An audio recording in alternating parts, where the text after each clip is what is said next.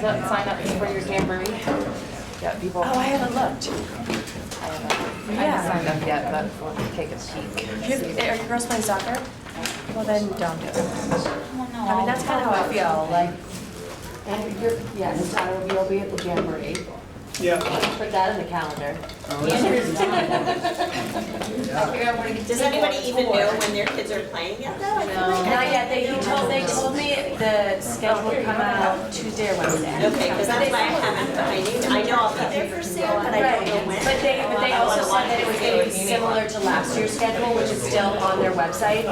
So that's why it seems like the younger grades are earlier in the day, and then both of my girls, 3, 4, 5, 6 girls last year didn't start until 12:45. Oh, okay. Yeah. That's, yeah, no, I'm gonna look at that. It's 6:09, we're a little bit late, but I'm gonna call us to order at 6:09.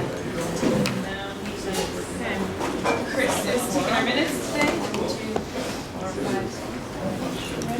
Is there any public comment at this time? All right, hearing none, keep moving. I need a motion to accept the consent agenda. So moved. Steve? I second. Andrew? All right. All those in favor of accepting the consent agenda, please say aye. Aye. Any opposed? Any abstentions? Okay. What's he doing here? Can you be in a large cap? Okay. Oh, okay. All right, so we're moving down to executive limitations monitoring. The first item is a presentation from the Hannaford Career Center Director. So as we missed the memo, someone about setting up A&B so we could present. So Shannon and I just set up some tables so that we could present this portion of the show in a large cap. So if everybody will look up, we're going to go to the large cap for this communication. No one heard that there was public comment. So is there any public comment at this time? You just want to just tell everybody who you are. Okay, I'm Brenda Tilburg. I teach here. And anyway, I just wanted to comment on, well, essentially one thing, but I'm really pleased at how the public interface is going, how you are developing the communication. But I just would hope that after all these years, you would think about doing away with policy governance. Policy governance, as far as I can tell, was originally intended for a business model with a CEO at the top and the board not being elected by the public, but however boards for large companies are developed, and then the shareholders. And what we have here really, I mean, that is not a democratic way of doing it. And when we try to switch it so that it works here, it doesn't, I really don't think it works in a way that allows input from the public who elected you and whom you are working for, really. So I don't think the policy governance is required by the state of Vermont. I think it was selected by the board at the time to take care of some problems they had with several board members who wanted to really interfere with, you know, my teacher, the teacher of my child should do this, the teacher of my child should do this. And the board decided that this would be a good way of quieting down the individualism. But over the years, from my point of view, it's led us to some really bad things, as our president would say. And one of these, those of you who've been here for a while, may remember the deficits for 2 years running under Evelyn Howard. They weren't her deficits, but they happened then. And They, it would be December, the budget is planned for the next year. There is a surplus, we are told, and then all of a sudden we are told there is close to $500,000 deficit. That happened in 2 years running because of, I'm sure because of policy governance. The board did not say anything. If I ask questions, sometimes Evelyn would respond, but most of the time, it took 2 years to figure out what was happening to cause this. And I think policy governance made that worse. David Adams, I think a lot of the problems we had with him, and though some of you may have liked him, he was very, he caused some problems though within the district. And again, the board would not say anything. He would bring out the budget, and the board, he would say, this is the budget, and essentially the board said, yes. I was at that point attending all of the meetings. He said some things that were not true at the annual meeting, and I knew they were not, the board must have known they were not, and yet they said nothing. And that's policy governance. You don't say anything that the board hasn't already agreed on, as I understand it. It might have, if you did not have policy governance, you might not have had the embarrassment at the annual meeting where you were asked, have you seen the budget? Or, of course you've seen the budget. I think that was more how it was put. I did not ask that question. And again, people had not. You are merely voting whether the superintendent had done something reasonable, and he had done something reasonable. I do not know if you had agreed that the budget should not be included in the what would you call it, yearbook, handbook, annual report, that's what it is. I don't know if you had agreed on that, but in a way it was reasonable, but was it a good thing? So if you are able to do something else instead of policy governance, I noticed you spent an hour learning about it at your retreat. A lot of this communication between yourself and the rest of the world might be improved. If you could only, somebody comes with a question, it may be a stupid question like pink floor tiles, who knows? And, but the person themselves, they went to the trouble of coming, they think that it is important. If you are able to explain things to them right there, rather than just sort of nodding and saying thank you, or sometimes we've had boards that just nodded or didn't even look at them. This board is much better that way, but if you really would have a much better, if you could answer their questions at the meetings, if you're able to make better contact, if you're able to make discussions where everyone hasn't agreed before, if you're able to decide, is this the best for the school and not just something reasonable, I think things would improve.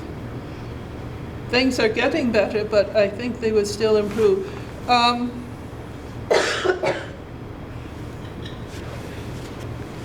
For example, well, if you want, the budget is not that difficult to read. I don't know if you, because nobody else read it on the board, I don't know if you read it, if any of you went over and got yourselves a copy.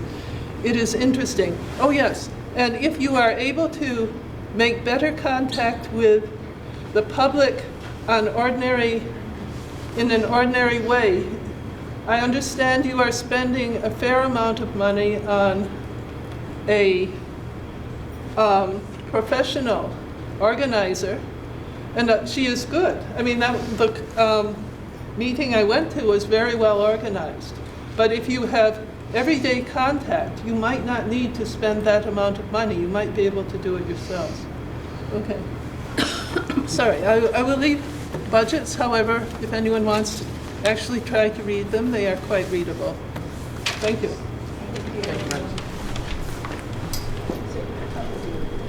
Shall I introduce? Yes, please. All right, and also during this public comment time, I want to introduce Fred McKnight from H.L. Turner. H.L. Turner did some of the air quality assessment work for us that really helped shed some light on some ways that we can improve indoor air quality. I'll also take the opportunity to introduce Steve Harris. Steve was a member of the indoor air quality community group, has been instrumental in helping get things set up, even offering up his home for Fred to stay when he came and did those assessments. So been very generous with his time. And I think Fred has a little bit to tell us about the assessment that he did. Alrighty, I'm going to move over here so I can talk to you all, I guess. My name is Fred McKnight. I work for Turner Building Science, H.L. Turner Group. I'm Senior Vice President. Jim Northrup, I believe, was a gentleman who called us some time ago and said, can you help us? And he was familiar with work we had done earlier, quite a bit earlier. I've been doing this for 40 years now. At any rate, we ended up responding with a proposal, and then we ended up modifying the proposal. The original proposal was for just this building, and we ended up doing all 6 buildings. So we did basically initial indoor air quality evaluations of the 6 buildings that involved the school system. There's a report for each building, and in essence, there's basically 3 takeaways you can get from our reports. The one that I consider the most important, and the one that's probably going to be the best value to everybody in terms of having acceptable indoor air quality, is we recommended that you establish a preventative maintenance program for your mechanical systems. And that's just a program that involves inspections and reporting, and the reporting is kind of important. But the inspections twice a year before school starts, and at the semester break between the winter and the spring season, Christmas time. And the inspection involves looking at each piece of equipment, mechanical equipment in each building, and noting conditions of it. You know, filters, dampers, fans, fan belts, all that kind of stuff. Once you get a program like that running and you start getting some history, you can begin to predict what's going to go wrong with particular pieces of equipment. It also allows you to identify all the equipment you have. We were in a couple of buildings talking to the maintenance folks, and they had no idea that they had fans above the ceiling in certain areas. So this would be a program where you would identify all the equipment. There'd be a roadmap to it, you know, each building, where the equipment is, what it does, all that kind of stuff. So that would instantly make an improvement in a couple of buildings where people were not aware of equipment running, or in this case was not running, where it should have been running. The second one is some training for folks who are involved with the maintenance on the systems. We were in a couple of buildings. One of the ones I remember was a cafeteria, gymnasium, multi-purpose space, kitchen attached to it, and it was lunchtime. And everybody was doing lunch and all this kind of stuff, and I was in there, and people were walking past, back and forth everywhere, and there was a monitor on the wall, and I forget what the number was. It was 1,300 or 1,500 or something like that.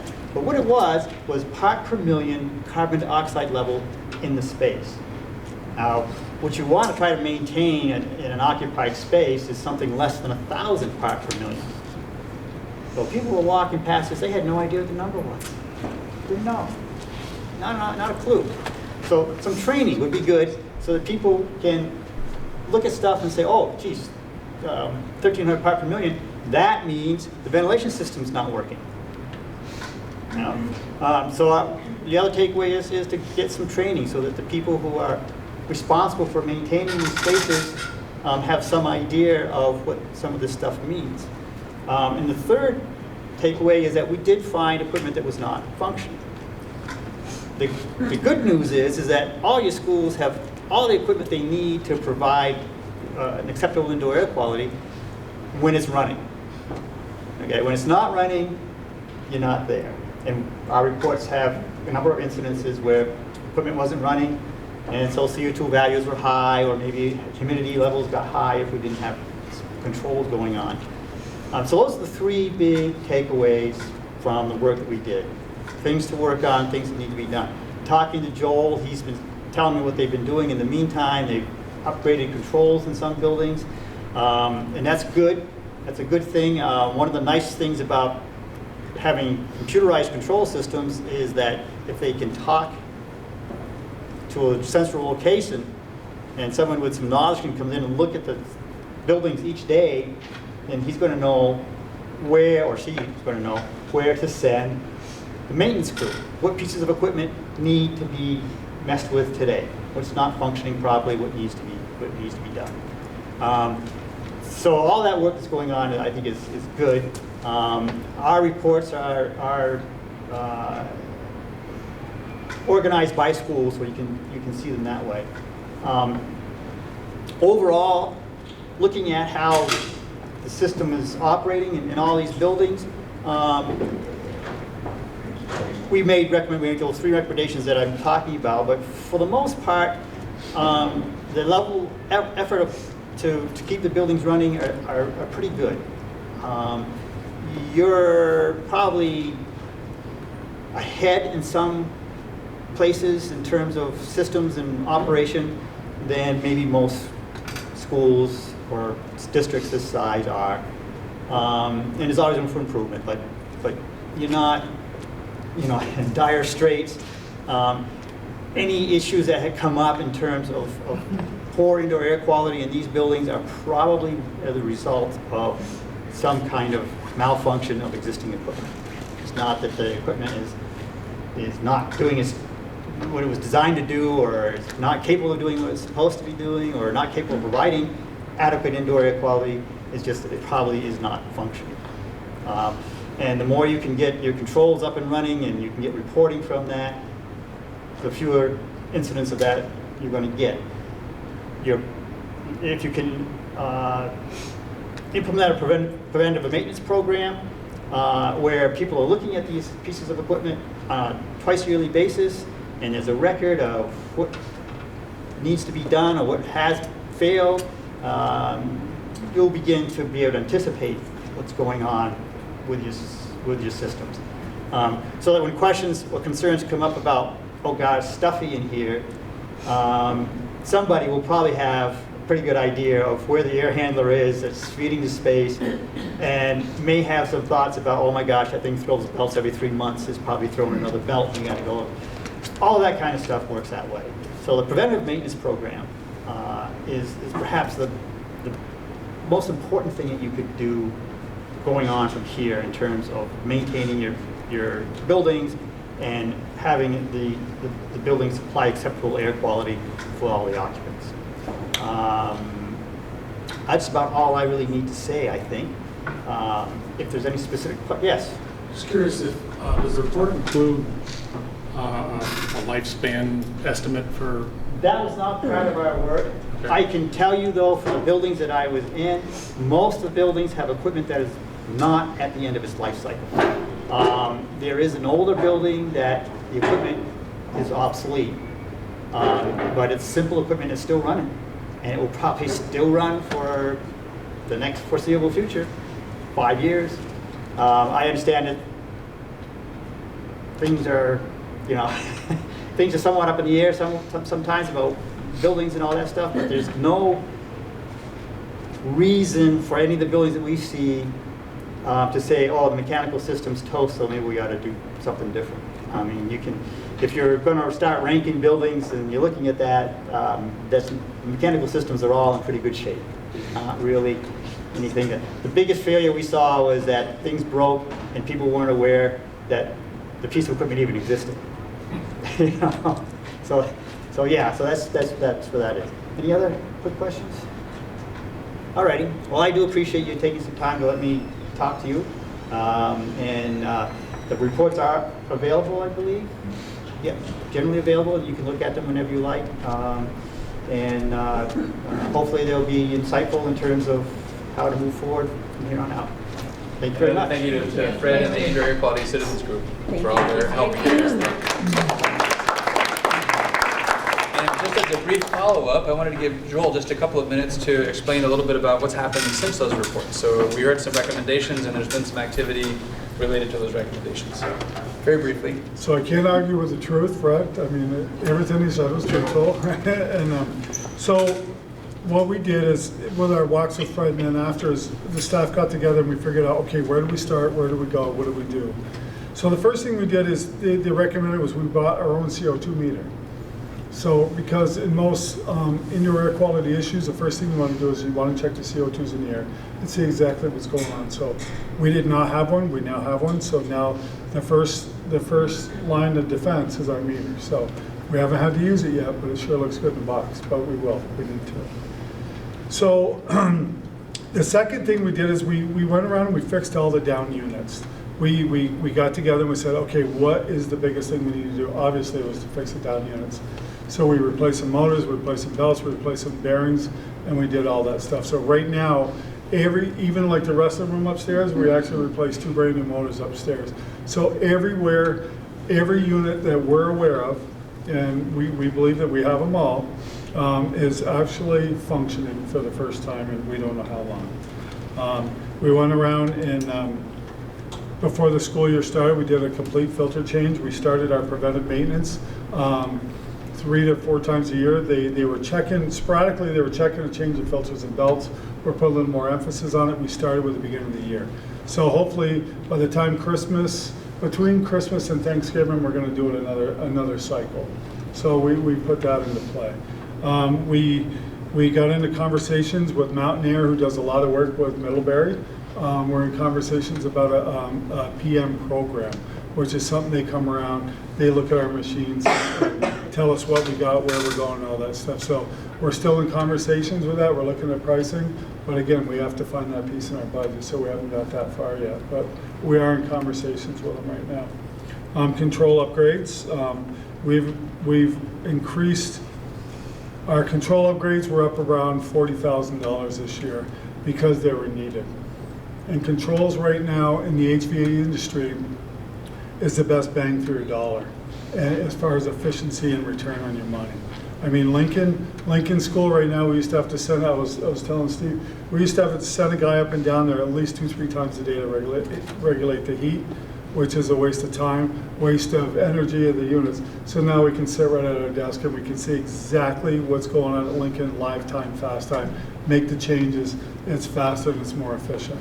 And one of the control upgrades do also is it allows us to add setbacks and schedules in our units. So if the school's empty a certain day, we can shut things down to a level. If there's basketballs, we can do this and do that. Lincoln School, we can look at the school schedules and we can pinpoint when we need heat, where we need heat, and it's a huge energy saving. So $40,000 sounds like a lot, but in the big scheme of things, it's not a lot of money compared to the savings that we're going to gain. And even Fred's partner, when he was upstairs at the high school, he said that we aren't even touching the trends and the units and the software that we have. So again, the training piece with the software upgrade, every software upgrade, they give us 4 hours of training for our staff. So we're actually doing training for our staff as well. But these are the trends and these are the units that are already in place that Fred spoke about that we're not really using to the fullest potential, but we will. So we are, like I said, training. We have Chris Reardon, who is based at this school. He's enrolled in what's called a certified building operator, which does a lot of HVAC stuff. We continue our training with Steve Raymond. He's a district guy, and he's been working side by side with the guys doing the control upgrades. We have, with Fred, we started a unit identification and inventory. So when we get all this stuff, then we can download it to a computer program, and you know, it'll give us a better track on things. So that's in the works as well. I think that's it. Yeah, so that's what we've been doing. And I would just add one thing as I was recalling Fred's presentation, an important piece that I think is worth you knowing. Throughout this process and the assessment, Fred and his team were working with students and talking about indoor air quality and the science behind it, so really engaging students in that process, which was a high priority from our collaboration with the Indoor Air Quality Citizens Group. So Fred was great in accommodating and doing that as well. Thank you. All right. It's your show. It's our show. Take it away. Good evening, everyone. For those of you who don't know me, I'm Dana Peterson. I'm the Director and Superintendent at the Patricia A. Hannaford Regional Technical School District, otherwise known as the Career Center. And I'm here this evening with our presentation team on our topic of mission, vision, and the International Baccalaureate. So what I'd like to do is introduce to my left Jake Burnham, who is one of our instructors, who does computer science, engineering, and architecture. Kim Farnham, whom I think you all know, member at large at the Career Center, one of our board members. And finally, Wendy Pratt, who's handing out index cards to for an activity we'll be getting on with in just a few moments.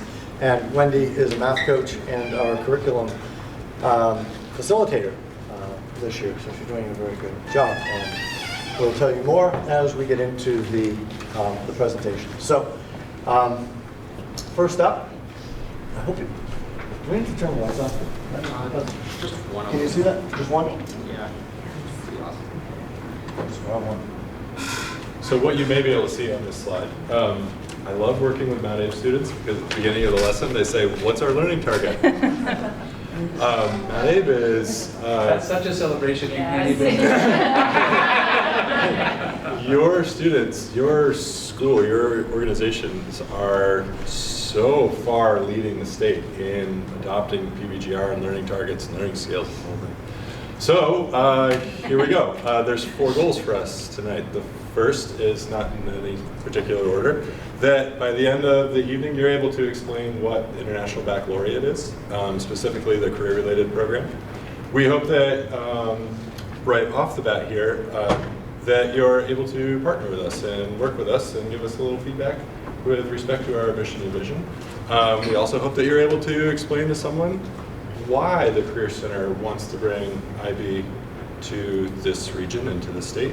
And the third is what IBCP means for our students, because ultimately that's where the rubber hits the road. Okay.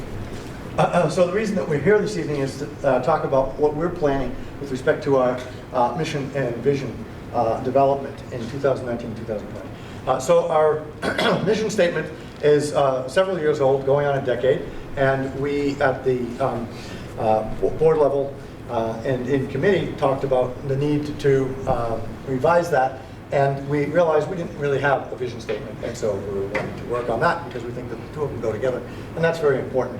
And we want to address who we are and who we serve. And Jake did a fine job of telling you just how appreciative we are of the work that we've been doing together. And there's work that I'll talk about in just a few minutes that goes beyond just having students walk into the classroom and know what a learning target is. So we're really excited about that. So who we are really comes down to 3 different entities that all operate together. We are the Patricia A. Hannaford Regional Technical School District, serving students in grades primarily 9 through 12. But we also run our adult education program for anybody who's 16 years and older. Those happen mostly during the evening, sometimes during the day as well. And finally, the third arm is our makery. And we've identified this as a place for people to imagine, experiment, network, collaborate, and create for personal and professional growth. And the makery is our extension into the evening on Thursday evenings from 5 to 9, where people can come down and for a small fee, be involved in creativity and creating things and being mentored by folks that we have who are volunteers serving the Career Center. So some quick facts that we have. We have 13 secondary programs. New programs in the last couple of years, 2 years, include computer science, Jake teaches that, and then our construction technology program, which is not really new, but reintroduced. And so we're very excited. That's a very full program this year, and it's going very, very well. A few things. In the fall of 2017, we served 278 students in Addison County. Well, actually, we also serve a little bit in northern Rutland County and southern Chittenden County, but 278 students we served. In fall of 2018, we served 347 students, and this year we were over 450 students that we touch in Addison County. So we're really excited about that. Our co-op opportunities, each year we have anywhere from 60 to 80 where students can go out and actually work in industry, often paid, and then will often get a job, either a summer or a permanent job, after their internship program. Evening programs for adult ed. I have a list up here. I don't know how well you can read it, so I'll give you a couple of them. Welding, 1 and 2. We have basic carpentry, Excel, Google suite of apps, QuickBooks, phlebotomy, CPR first aid, American Sign Language, nutritional foods, and forklift operations. Those are just to name a few of the things. And you can go onto our adult ed website and see more. We also have a partnership between our adult ed, the Vermont Vermont Adult Learning, and the United Way, and we host what's called the Youth Works program at the Career Center. It's for folks between the ages of 18 and 24. They may or may not have a diploma, but they are able to get some skills and training in 3 areas. One is employability skills, the other is in technical skills, and the third is in academic skills. And so there's a group out there that have been identified as not being employed and yet not being in training. And so we're trying to capture that. In fact, the program has been recognized. We're now in our second full year, and we run a semester program in the fall, semester program in the spring, and a summer program. And that has been very successful, and they're trying to replicate that in other counties around the state. So we're really excited about that partnership.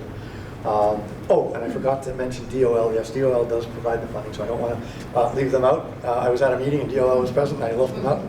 I guess go. So DOL, Department of Labor, is actually an important partner, and they are providing us with funding to help the program run. And I already mentioned the Makery. We have 3 labs open right now, which are engineering, 3D printing lab. We have our construction technology lab, and we have our sewing lab, which are all available, and we're looking to bring a few more labs online. But we really need some mentors to be able to make that work. So in other words, if you know somebody that's interested, we're interested in having mentors. So if you have someone be interested in welding, for example, or culinary, or graphic design, we'd be happy to entertain a visit from you, and or from someone that you know, so that we can open up more of our labs to the public. Continued facts, collaboration with our 3 sending districts. We are really excited that we've been partnering so well with each one of our sending schools, and last year we held monthly meetings with all of the administrators around the county, and we worked collaboratively on scheduling. We now have an A-B schedule that every school is following. And I will say this, for Mount Abe, we increased our underclassmen by 10-fold. So the number of students in 9th and 10th grade who are accessing Career Center programming increased 10-fold over the previous year. So we're really excited about that. We're really excited about the reception that we get when we collaborate, both in those meetings and outside. What else are we doing? We've set our meeting schedule for the 2019-20 school year for the administrators, and we're inviting school counselors into the group so that we'll be working on some common needs as we look at helping all students find things on their pathway towards success and their eventual careers that they're looking to pursue. And finally, what did I put up here? In partnering with sending schools, we have at least 1 project. I put that up there a while ago, but I'd say that we probably have 2 projects at least in each one of our schools. And Mount Abe has been a really wonderful partner, giving generously of time and talent for us to be able to advance our work. And that dates predates me, with a relationship that the Career Center instructors had with a couple of your instructors here. So that has flourished, and we're really happy that that is working well for us. Board work. Kim, you're on. I took a long time. So like this board, you have a lot of hats that you wear, and one of them was involving a community engagement. And because of the type of school we often have to do a lot of marketing. And it has been very successful, and you saw that earlier with the numbers. I was told this year, it's the first time that there are 9th and 10th graders from Mount A going to the Career Center. Finally. But anyway, and how to navigate that. And I give credit to Dana and this administration, along with Middlebury and Virgins. Coordinating schedules was always the biggest obstacle through the years. And that alone has just opened things up. So it's amazing how just one collaborative effort will change that whole thing. Our purpose, looking to review the mission statement, I think that was what drove us first. Obviously, when you apply for certain grants, and our institution is eligible for different grants than the public institutions, so with that, they want to know what's your mission statement, what's your vision statement. And as we said earlier, vision, we weren't even looking at it. So now we are. One of the pieces from our consulting person that we've hired is to take a look at that and engage the community and to find out what their needs are, what they consider the Career Center in their mind to be all about, and go from there. So this is our third roadshow. We've been to Virgins, last night was Middlebury, and we're here today. The actions is to conduct various forums. We'll be back. We've had some acceptance from the other schools about their offering of the buildings and so on to come and do that. I'm not sure quite on what scale yet. We understand that all of you are working on other items. We may try and dovetail with you or just come back when we do our budget, whatever. But we'll just keep you updated on what we're doing. The rotating meetings will hopefully address that piece. We're going to try and come into this community and so on. I think that will be a helpful piece. Having a board meeting. Yes, in this particular area versus still at the Career Center. And we even had a meeting last month at our North Campus, which a lot of people aren't familiar with, which houses the automotive and diesel housing piece, which is open during open house. And that's another piece. I always get comments from parents here, how do I get my child in there and so on. Make an appointment and come and visit. Door is always open, and we have our own guidance person down there. Brenda's very helpful with that, and our staff, as Jake will show you in a few minutes, very enthusiastic and love to sell our school. So at this point, we have a little exercise for you to do. And we have a card in front of you. And I'm going to let Wendy. So as part of our rewriting of our mission statement and creating a vision statement, the consultant that we hired has asked us to take this activity out to all the communities.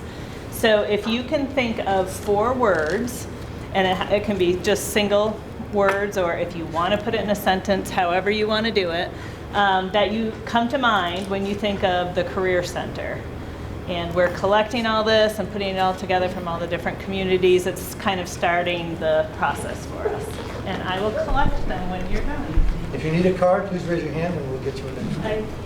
So if you didn't get a card, and if you need a pen, I have a pen. You need a pen? There you go. No problem. Just while you're doing that, we did this in Virgins, but we did it after Jake's presentation. So you had a lot of clues. So we're trying to do this a little bit before. Anything. Doesn't matter. It's a paragraph, book, whatever you'd like to read. Somebody from Virgins said, move to Virgins. The Career Center, and they're like, no, we're not doing that. I've got 2. So busy worried about this paper. I didn't get my paper.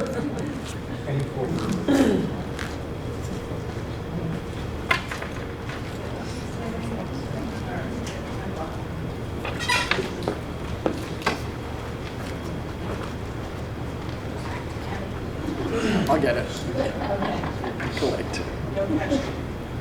I think, though, we can probably continue on with the big part of the presentation while we're finishing. I'll just come around and grab your card when you're done. So, board work, mission, vision, thank you for that feedback. The other purpose for us being here tonight is to give you a little peek behind the curtain with where we're headed with respect to International Baccalaureate. The last few years, you've probably seen IB in the paper with respect to Addison Central and their application process. The high school last year, at the end of last year, was authorized as a diploma program school. The middle school and the elementary schools are submitting their applications this year. So, what does all that mean for you, for us, for our students in the county and statewide? So a little bit of a peek behind that curtain. If you're not familiar with International Baccalaureate and you can read really fuzzy font, you'll see that says something to the effect of an organization from 1968 in Switzerland. Fast forward to today, there's nearly 5,000 world campuses of International Baccalaureate. Something that isn't very commonly known is there are 4 programs. The PYP is primary year program, K through 5. MYP is 6 through 10. Middle years program, the diploma program is 11-12. Those first 3, maybe what you saw on the paper. But this newest 4th one, the career-related program, came online in 2014 as a pilot in Finland. Now there look to be over 200 North American schools this year that offer the career-related program. This is where we're really interested, and this is where we get to bring everybody's student cohort along for this really, really nice high-rigor ride. There are 3 elements to the career-related program. The first is what IB calls the career-related study. Interpret this as career center programming that we do right now today. It's the career-related study is your career and tech ed classroom. Okay, it's a 2-year program.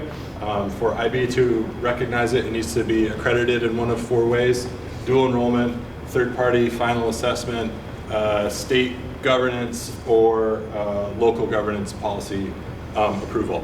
So all 13 of our programs that Dana mentioned, boom, stamp done for the first element of being a CP pathway CRS.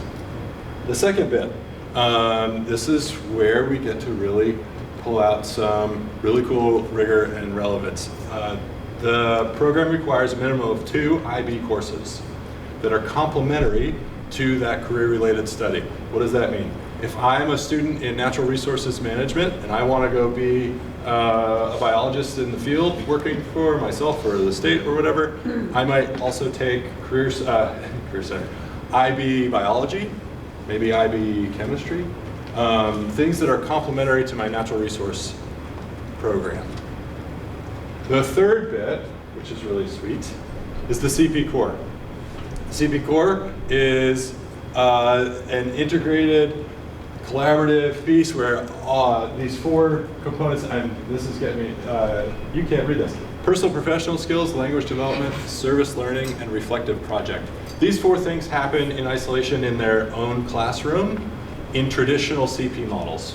What we're going to do is tease that back out into the career-related study so that now students, when they're thinking about language development, they're doing so through their career interest. If I want to be a chef and I really like French baked goods, I'm going to study French. If I am an engineer and I want to go work in Germany for BMW, I'm going to study German. And it's going to be relevant because it's interesting to me because it's through my career interest. It's not just going to German class. There's a big difference. We know learning is easy when it's something that we're interested in, right? So we get that piece. Same with service learning, same with reflective project, and same with personal and professional skills. You might be thinking to yourself, what's the big deal? I've always been told that the Career Center was already doing these things. And we kind of are. We're teaching kids how to write resumes, and we do mock interviews, and we write cover letters, and we have employers come in, and we do job shadow, and all these things. By creating its own course, we get to do all of that stuff more, better, which means that the CRS course gets to go deeper in that industry. We don't have to compete for minutes in the class time. There's more opportunity to get deeper in all 3 avenues. At the Career Center, by PHCC hosting the career program, We get to provide this IB access, this opportunity, to all the students in the whole county, Regents, Mount Abe, Middlebury. It's not just the Middlebury IB DP thing that we've read about in the paper or we've heard about wherever. We take that a step further. We will be the only CP program in the state. Every student in the state gets to come, if they want to access it, they can come see it. We would be the only career and tech ed center east of the Mississippi to host an IB program, and your students get to plug right into that. That's a big deal, whether they want to go straight into workforce or a pathway into college. What it looks like for your students. I teach computer science, so I'm going to plug it. Maybe I want to go and start my own software company. I take computer science at the Career Center for 2 years. I take IB math course because computer science has a lot of math. Where do you take the IB math course though? Where? Where? Great question. One of 3 places. We have a math teacher on staff. We have an English teacher on staff. So we are in the process through our application timeline, and you'll see that in a second, figuring out how we can introduce this math class, maybe an English class, within our building. Gotcha. So that that student can come and still have class time experience. Gotcha. Option 1. Option 2, which is here, these classes might be taken through IB Online. We already have students in our high schools that are meeting graduation requirements by taking courses online, whether it's over the summer or whether it's concurrent in their September, June academic school year. So they're familiar with it, and it's not going away, right? And the third option is something that we're working with Middlebury on. They're an IB World School. Your students are already 100 feet down the hall from the same class. So let's put our heads together and figure out how the student who benefits from a face-to-face class environment can get that face-to-face class environment while meeting their requirements for their CP program. It seems like it would be something that we could figure out with a little bit of elbow grease, right? If our goal is to help our students achieve their goal, which it should be, I think, if we're being intellectually honest with each other, right? Then let's figure out that piece. So great question. There's potentially 3 ways for them to meet that course. The CP Core course would be in our building. That has to be housed within the CP authorized school. Why do we want to add this? Vermont Act 77 PBGRs, significant in global citizenship. International Baccalaureate, it is the core, it's the middle of the wheel that you can't see. The IB learner profile is 10 characteristics that they see as being important no matter what your background, culture, language, upbringing, continent, irrelevant. And it brings an internationally minded approach to all of the content. We're not only thinking about sustainable food production in Champlain Valley, it's really important, it's where our food production comes from, but we're also thinking about sustainable food production maybe in Malaysia, where they have a lot of people and climate change is doing things to their water tables that they don't want to have happen. So we're thinking about all of these problems in a more global context. The second thing, Act 77 PBGRs, they're laden with transferable skills. Within IB, they have approaches to teaching and approaches to learning, which are fundamental building blocks of all the content areas. It doesn't matter what class you're in or who you're listening to. You have habits of work here, transferable skills at Mount Abe and within your whole district. We have them at the Career Center. They all align with the approaches to learning model of IB. This is going to be authentically embedded into all of the coursework that your student would see. Whether they're a CP candidate or not. You don't have to be a CP candidate to get all of this benefit that we're talking about pursuing. It's really, really great. And also, in our PBGR learning scale model, proficient is the expectation. We've been working with Gabe Hamilton, one of your high school teachers here, about defining what extending looks like. How does a student show that they know more? Right? If all we've given them is the opportunity to show the expectation, how do they show more? This is one way. that they can easily attach their wagon to showing more in a way that makes sense to them and is relevant to them and is driving them toward where they want to be in 5 years, 10 years, 30 years. It's good.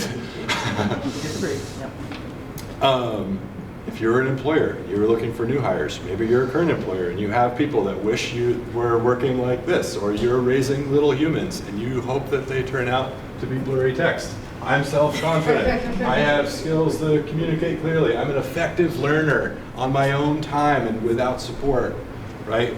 That's our goal, to get there, because we can't all be there all the time. I can think critically and creatively. I'm internationally minded and globally aware. What I do here has a ripple. It goes all the way around. More good stuff. IB is wonderful in the sales department. And again, in the newspaper and talking to people, even before I became aware of CP, I was a big IB skeptic. First one, like this sounds like it doesn't meet the needs of our cohort in Addison County. It's not just sales, they're not bumper stickers. You start talking to kids that go through these programs and CP programs, and you interview them and you see where they end up and you see what they're able to do with a group of people on their own, how they inquire and pursue direction that might not be obvious to the regular come and to of the day. It's incredible. It's not just sales, it's not just a bumper sticker, it produces real things. And at the Career Center, we think that we've found a way to bring that bar, that rising tide, not just to your students, but that ripple beyond, which is really, really great. Our path to get authorized. We're in year 1 right now. Fast forward. Your current 8th graders are looking at becoming the first certificate candidates. Okay, it's our goal to be authorized by the end of their 10th grade year so they can enroll 11th grade, graduating class 2024. So if you have an 8th grader or younger, you're yang right now, you're yang in your brain and heart. And if you don't have an 8th grader, if they're older than that, then that's cool too. They're gonna see the benefits because part of the process is implementing before authorization. That's what they're looking for, IB. So it's good, you're gonna benefit.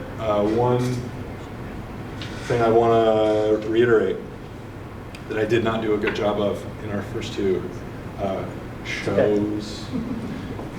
Your student doesn't have to be a CP candidate to take advantage of all of this, okay? If they look at the course catalog and they see the CP core, personal and professional skills, language development, service learning, reflective project, and they wanna tap into that, great. Fill out the application, you're in. If you want to take it a step further and attach it to a career-related study, awesome. Those 2 are aligned. They're going to talk to each other. If you want to take it a step further and meet your high school graduation requirement of having 4 years of English, and you also want to start your own business, go for the certificate program, and you get it. And it's all relevant to you because it's something that you care about. Yeah, that's all. I mean, I could shake my hands more, but it's good. So, yeah, thank you for your vision support. Part of what we have to do is move that forward. And we'll be back to give you updates on where we are. If you have questions, I don't know if you can find me on our webpage, but Jake Burnham, jburnham@phcc.org, D. Peterson, W. Pratt. I don't know Kim, if you have a PHCC email. Kim at You're Kim PHCC. Farnham though, right? Is it full name, Kim Farnham? Yeah. Today, yes. On your email, though, we do board members are first name and last name, as opposed to our nomenclature. It, on the surface, might look like we're doing this. I just want to acknowledge this elephant. It might look like we're doing this because Addison Central is doing it, right? It's an easy correlation to make. And in some respects, we probably wouldn't be doing it if there wasn't a partner to work with. but there is, and there's virtue in it, so we are. And we get to bring it to everybody. It's not just this little cocoon on the falls of Otter Creek. We get to do it to the falls of New Haven River as well. It's good. Okay? So, yeah, we'll be back. And eat my enthusiasm and go share it with everybody. Any questions? Well,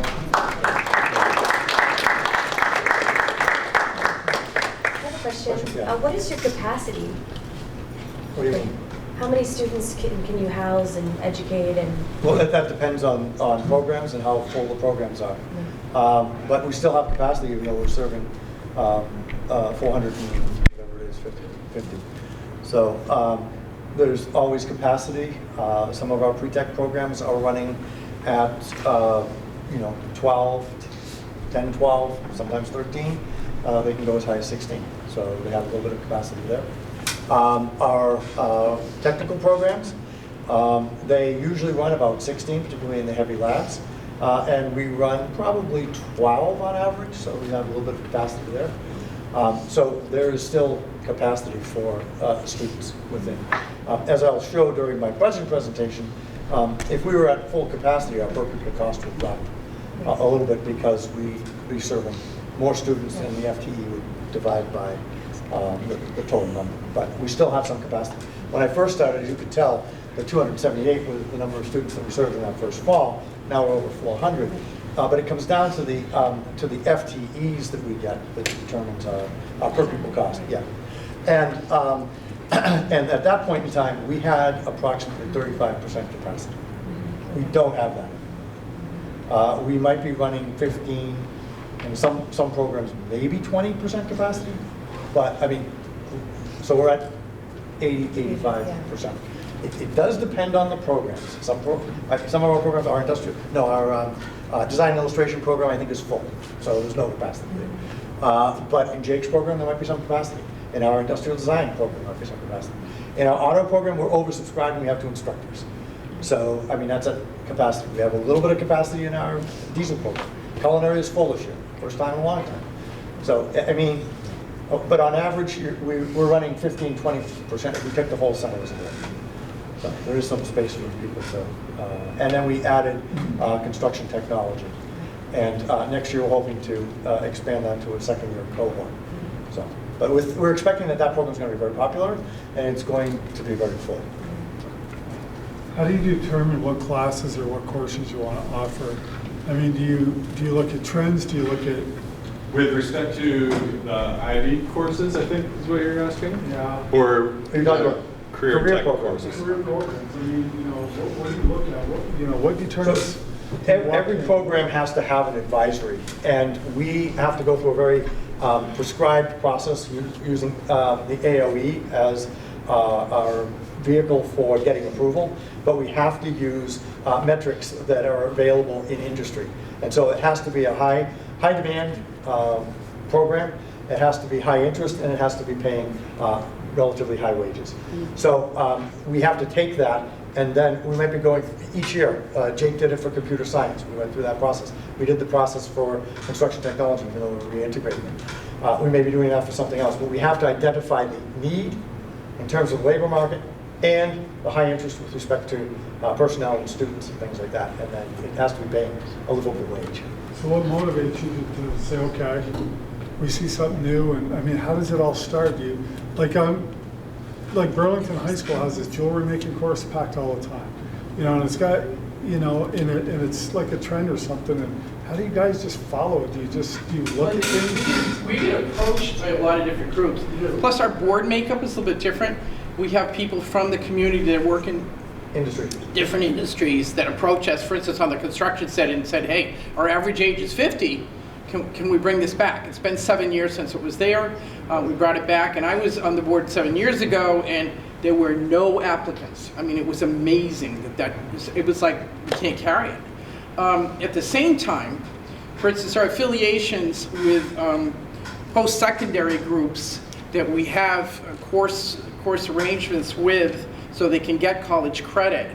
For instance, with Castleton, we have a great relationship with Porter. So we had the LNA program, and there was some conversation there to say, look, can we do phlebotomy?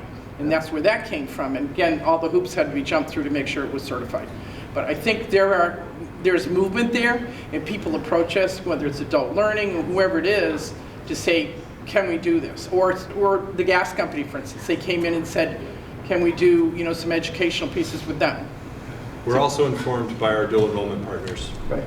If they have a major that industry has told them is important and they don't have high school students enrolling in that major, then they have a problem. So we get that feedback as well. RIT has an imaging science major that is the future, autonomous vehicles, so many, everything, imaging science, and they don't have any high schools that are preparing students for that. So things like our computer science program, because I communicate with RIT, we can throw that in to the loop, and students are like, wow, this exists.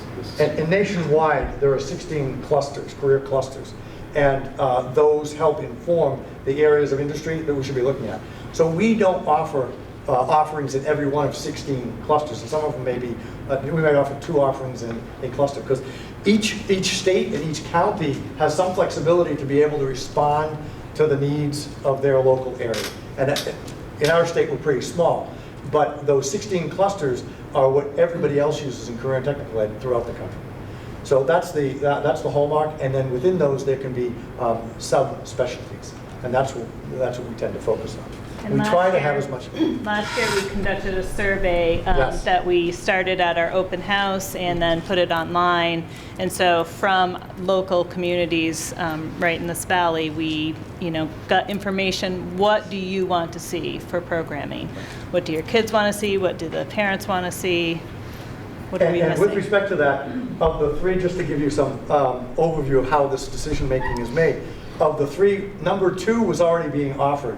Number 1 was construction technology, which we introduced, and number 3 was computer science, which we introduced last year.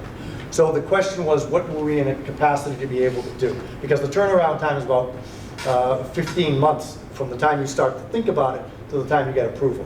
So it's not a very simple process. It's not like going to the school board and saying, hey, we'd like to introduce this new class in English or in science. It has to go through a very rigorous process, which requires setting up an advisory committee, which comes in and tells you why and what type of curriculum you should be looking at and how you should go about that. So we do have some autonomy, but we're working statewide to make sure that all of the curriculum that we offer in common programs is very similar. So I can speak for the last 10 years that I've been on the board off and on in different capacity, is to look at agriculture from the ag department. That has evolved to the point where those students are putting together their own business plans. And they go out and they're starting egg farms or chickens, whatever it is, because that's what they need to be successful out there. And I've seen that happen, and these kids are entrepreneurs and they're like 20, I mean, they're doing really well around the county. And those type of skills, I think, have really improved. And it's been developing with our North Campus facility where we have the farm out at North Campus. And they're working, all of the ag folks are coming out and working there. And the other thing is that we're connecting with middle schoolers through the midsummer program. How's that? I think it's Mary Hogan. And so we're bringing young people from around Addison County out there in the summertime to get some exposure to the types of careers that are available. So it's exciting. 2 weeks from Thursday is our fall open house. If you haven't been to the Career Center in a little while, 2 weeks from Thursday. Next Thursday. Oh, it's next Thursday? Yeah. No, it's the 3rd. No, it's next week. It's next week? It's not 2 weeks from Thursday. Yeah. It's a week from Thursday. October 3rd, next Thursday. 4 to 7, right? No, thank you. 4 to 7? 4 to 6:30. 4 to 6:30, okay. So, thanks very much for your time. Thank you. Appreciate it.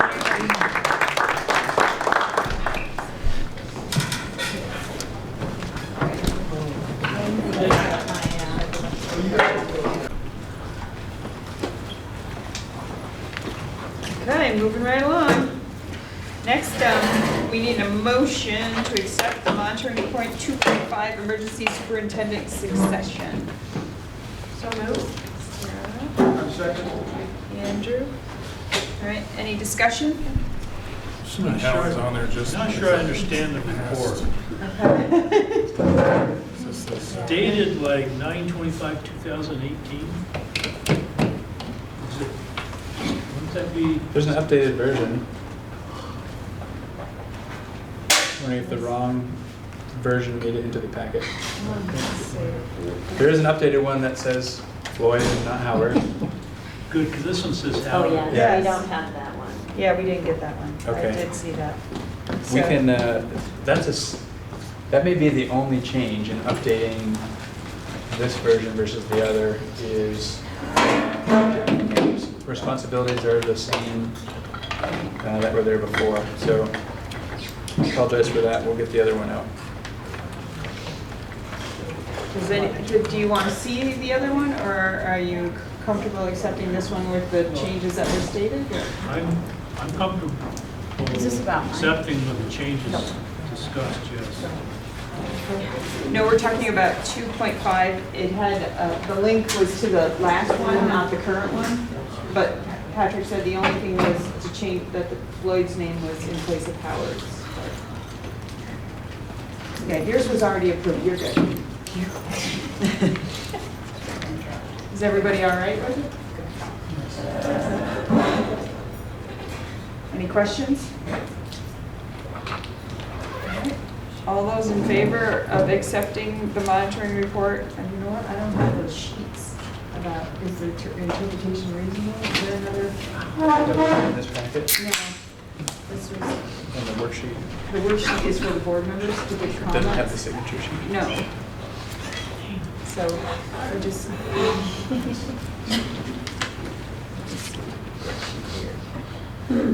Yeah, no, the worksheet's just the board worksheet. We're handing this now. Okay. I So, have the signature sheet.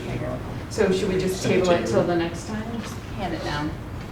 Oh, yeah, oh, that's just It's the the, worksheet. yeah, that's the worksheet. What, There's an official. what do people feel like? We don't have the sign-off page for the board response. Are you comfortable with me just signing it after the fact? Or do you all find that the interpretation is reasonable? And the evidence demonstrated the interpretation? Okay. So, all those in favor of accepting 2.5 emergency superintendent succession monitoring report, please say aye. Aye. Any opposed? Any abstentions? Okay. All right. So you have an update on your financial report. Are there any questions regarding that? Big special ed deficit. That's just a carryover from last year. Or that It's also not reflected? encumbered, I think, is it? Yeah, I turned to Floyd and Susan for the details. More or less, I would say the story is there's a lot of moving parts still this early in the year. But for the added detail, Floyd and Susan, did you hear the question about the special ed deficit? In a real high level, and I can go detail if you want, but we're reluctant to book that income that we've had in the past because of the changing reimbursement structure from the state at this point. We think by next month we'll have a much clearer picture to have an accurate projection of what that revenue structure would be. So we took a very conservative, didn't book any of it because we're not sure what that truly may look like. So that's just a reaction to what happened last year. And partly a reaction to what happened in July with the way that they're restructuring the reimbursement for this coming year. So for example, we were talking earlier about some of the shift in programming that's happening on campus now that's previously happening off campus. Those dollars were at one point indicated to no longer be eligible for special education reimbursement, which would have an impact on our revenue, which is what you're seeing there. We made some changes that we think serve students better and make those dollars eligible. And that change may not be reflected in that revenue, which is a piece of why you're seeing that discrepancy. Any other questions? Also, I think in the past, there's been like a little cheat sheet thrown in the front of this or the back of this with just some sort of general, hey, heads up notes, which I didn't see this time. I don't know if that's something we could maybe, Oh, I see, the one that would precede this one, Yeah. this page. Yeah. sometimes where it was located would vary, but, you know, like some, just here's the general sort of what's blowing in the wind at the moment. Krista? I thought that was helpful. Yeah, to echo that, I was wondering if we could have a little more of a, here's the snapshot, or what this means to us right now. And, if there is anything interesting to note that could be brought to our attention, but I also was wondering, specific to this Fed reimbursement model, has that change been decided upon? And could you guys offer up for us a little more information about what that will look like as compared to how it was in the past? I'm still not entirely clear on how that impacts our offerings for students or our financial state, but. I can start, then maybe if others want to chime in. So, for a while, it was really uncertain. It was declared certain expenses would not be considered eligible for this current fiscal year. Okay. Obviously, there was a lot of reaction around the state to that. There were millions, if not tens of millions of dollars that had previously been considered eligible that effective almost retroactively would not be considered eligible, which is what caused the strong reaction, which prompted a delay by 1 year in those costs being ineligible. So the immediate is we can behave as we had previously, and those expenses are reimbursable. In the meantime, and we're working with our partners to figure out what's the best way to provide the services our students need in a way that makes those costs eligible. So the example that we have here with the programming on campus is one example of something that we worked out that will be eligible down the road. As we sort of started exploring this, so many things just made sense that even though we could have continued to have students educated out of district, for many reasons it made sense for them to come in-house. So we continued forward with that planning.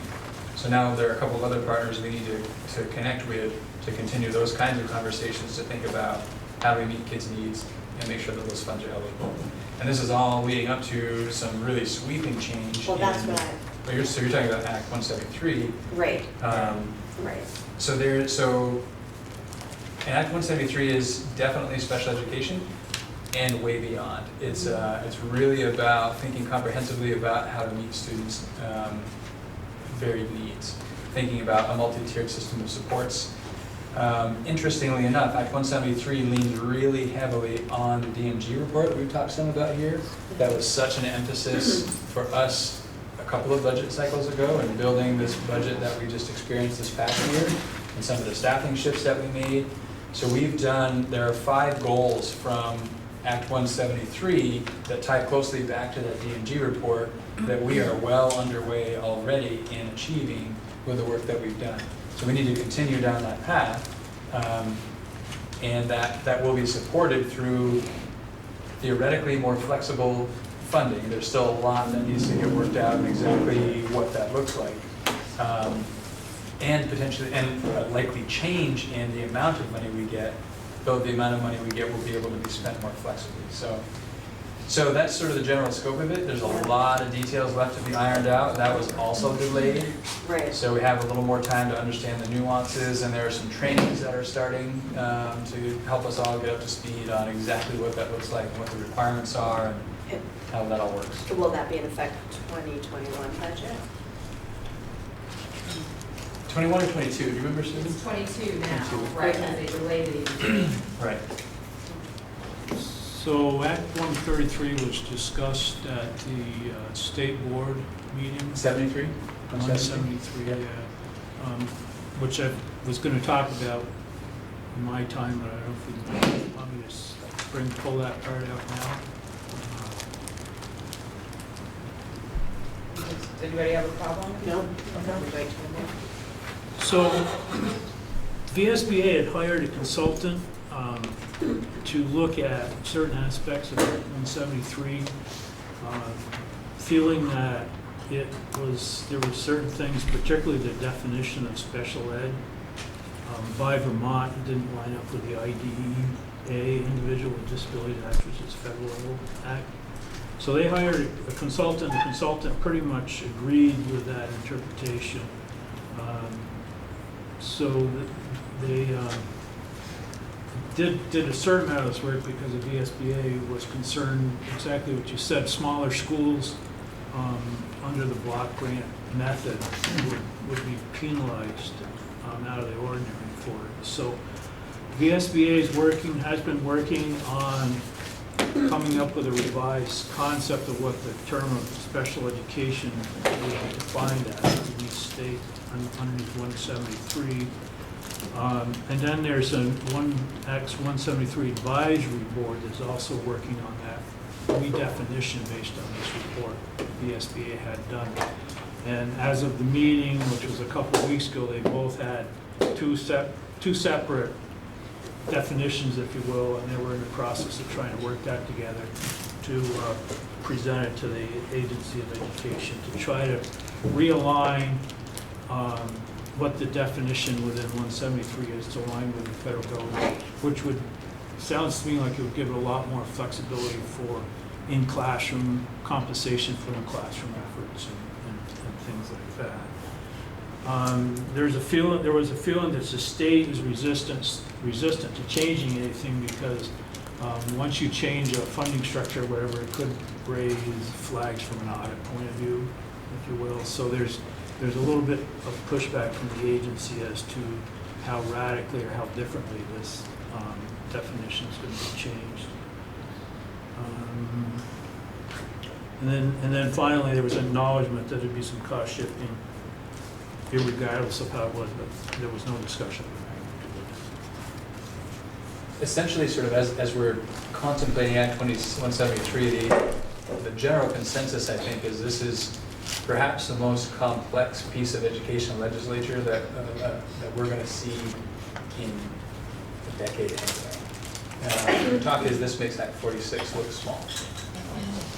It's a big deal, and there's a lot still, and we're still relatively early in understanding its impact and what it means. But again, what we've seen so far, the funding is still, there are a lot of questions that I still have about funding, and that will continue to evolve, and we'll get clearer as we approach the start date. But I feel great about the work we're doing relative to what the goals of Act 173 are.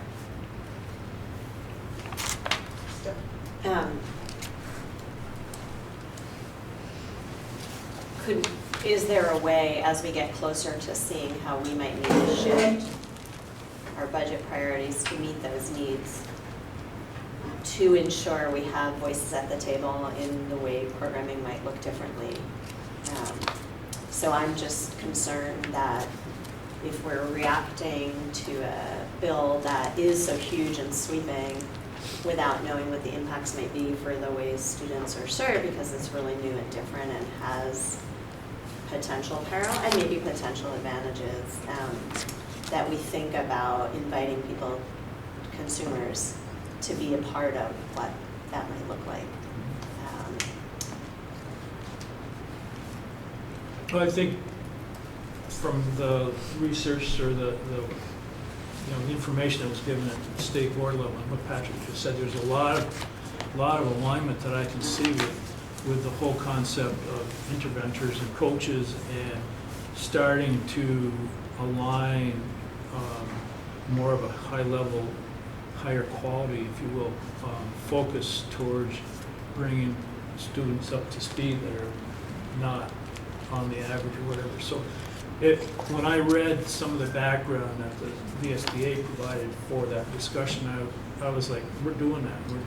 So there's a lot of things that are happening that get us well placed for the eventual implementation or the progression of them.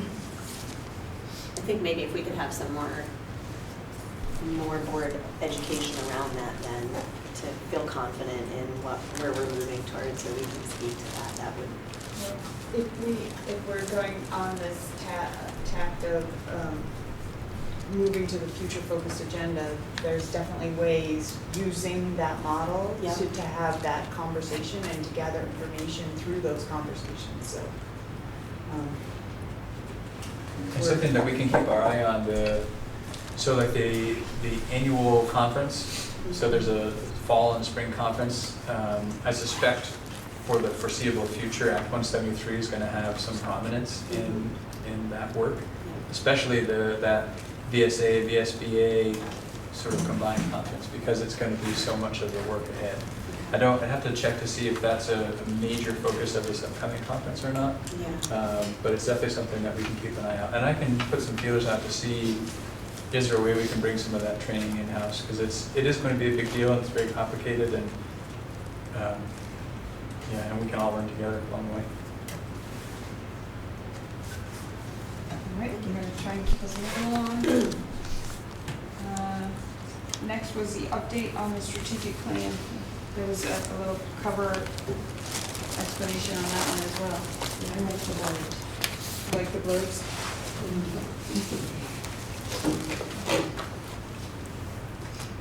That's also a part of future focus agendas. You get those early and you just move on through them. Okay, next is the board work plan. We had another blurb about that too.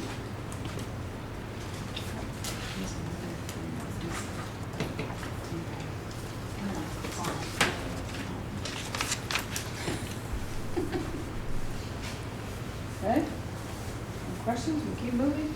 They also included was just to update everybody on a dispute between a New Haven resident and the town of New Haven regarding overuse of natural gas for the boiler in the town hall. It's nothing we have to take action on. It was just more for the board's information that there is something happening.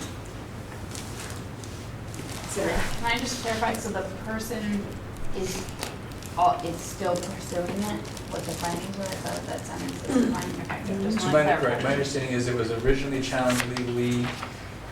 It was not substantiated legally, and it's requested now that it be reconsidered. And we received a request to make sure that this individual wanted a full, lengthy report given to the board. That didn't seem very necessary, but it did make sense that you were aware there was this concern about this potentially explosive gas being used for the heating system in a building where MAUSD students are educated, though we don't own the building. I'm not particularly overly concerned about the explosive nature of natural gas in the furnace at the town hall. Is there any direct encumbrance or obligations or attachments to the district, or is this totally between the town and this individual? So the only potential connection for us is if there are, so we have a written agreement with the town of New Haven for the use of that building, and if there's something that comes about from this legally that requires a change on the town's part, maybe that has an impact on that agreement, we have to make an amendment somehow. I don't even see that really happening, but that's the only place that I can think we may be impacted. Certainly if they said you have to turn the heat off because this person's complaint is substantiated and that means that building is no longer usable, that would have an impact, but that seems unlikely. Okay. Next, we're down to board management and governance. We have an action item to approve the board communication plan. So if we get a motion to approve it, then we can talk about it and then. So moved. Andrew? Is there a second? Sure. Sarah?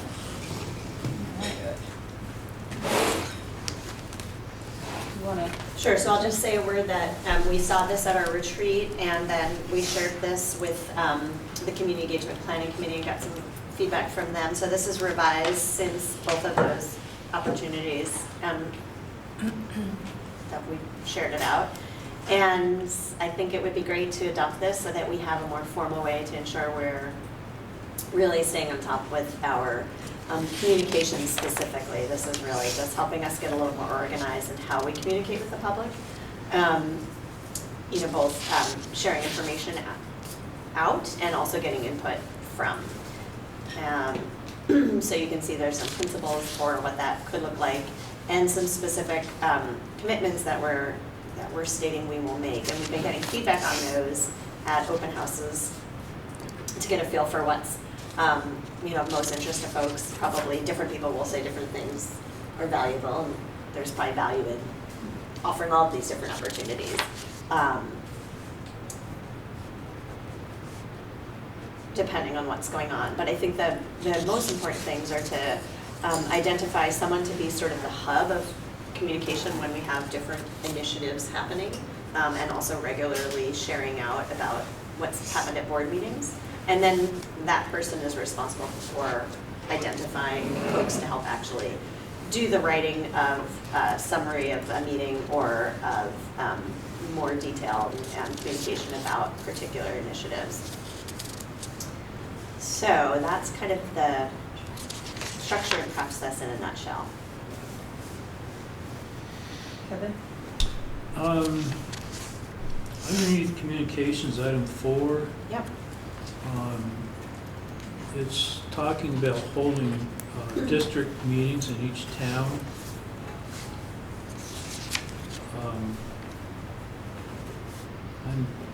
I have kind of mixed feelings about trying to identify a town meeting as opposed to a district meeting.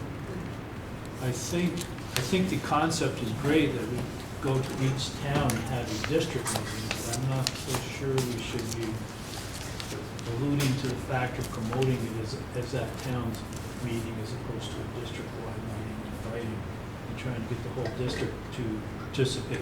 And there's a couple benefits to doing that. One is all of a sudden it's not me against 4 others and all that kind of stuff.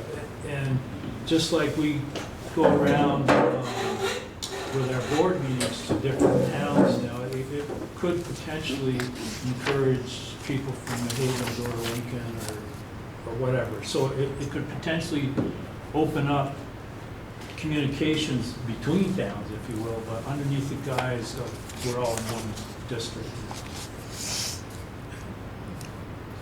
Yeah, I mean, I think it is helpful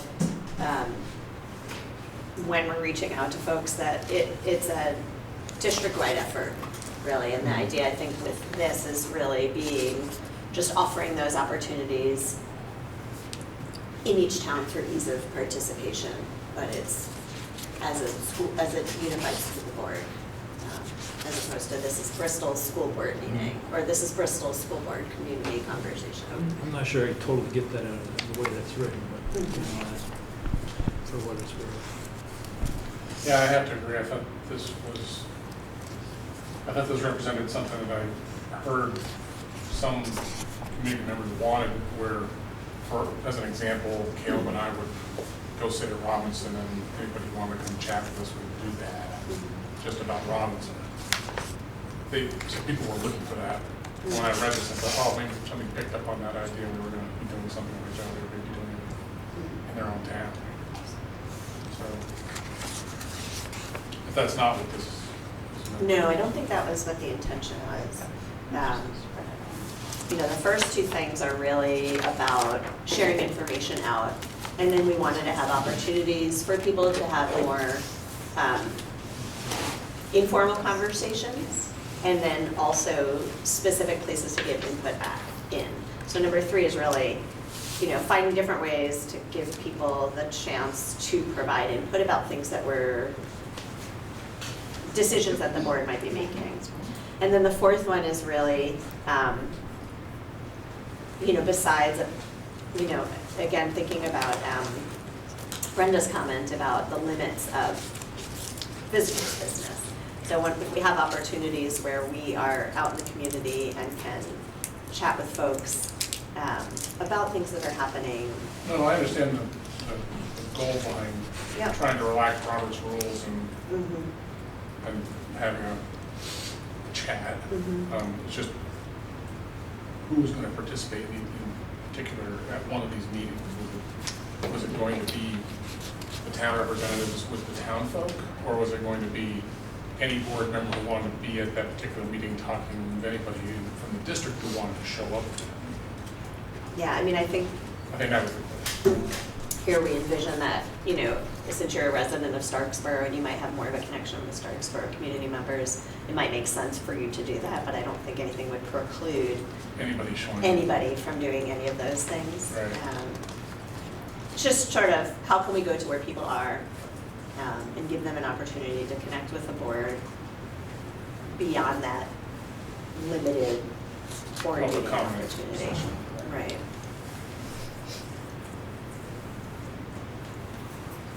I know when we switched from as the year before we turned it to this board, I mean, we used to have 5 to 7 people at Moncton School Board meetings. We have no one at this school board meeting. And then we had a few people who would follow us around because we'll have a meeting in each of the 5 towns and rotate it. And 2 people held on for a while. And then it's hard. I mean, people get home from work. I mean, do you want to drive, I'm in Moncton, do I want to drive to Lincoln in December to go to a meeting? No, I don't, sorry, Lincoln. But, so if we were to do this, some of those people might come and feel like they can participate more easily than even coming to Bristol when it's dark in September and you're tired and whatever. So I think it's worth a shot, and I think we'll know how it works when we do it. And maybe some nights we'll have no one come, and maybe some nights we'll have 20 people come, and that's just what you do. So, and it's sort of see how it goes. So I think you just do it and see what happens, and just, like you said, anyone can go to any meeting, and we might have faculty members. That's really the only question. I don't have any issue. Oh, right. I don't have any issue with doing it. Right, I just want to be sure we were. But it'll be Clear interesting what to the see in intent each town what the attendance is. Right, so.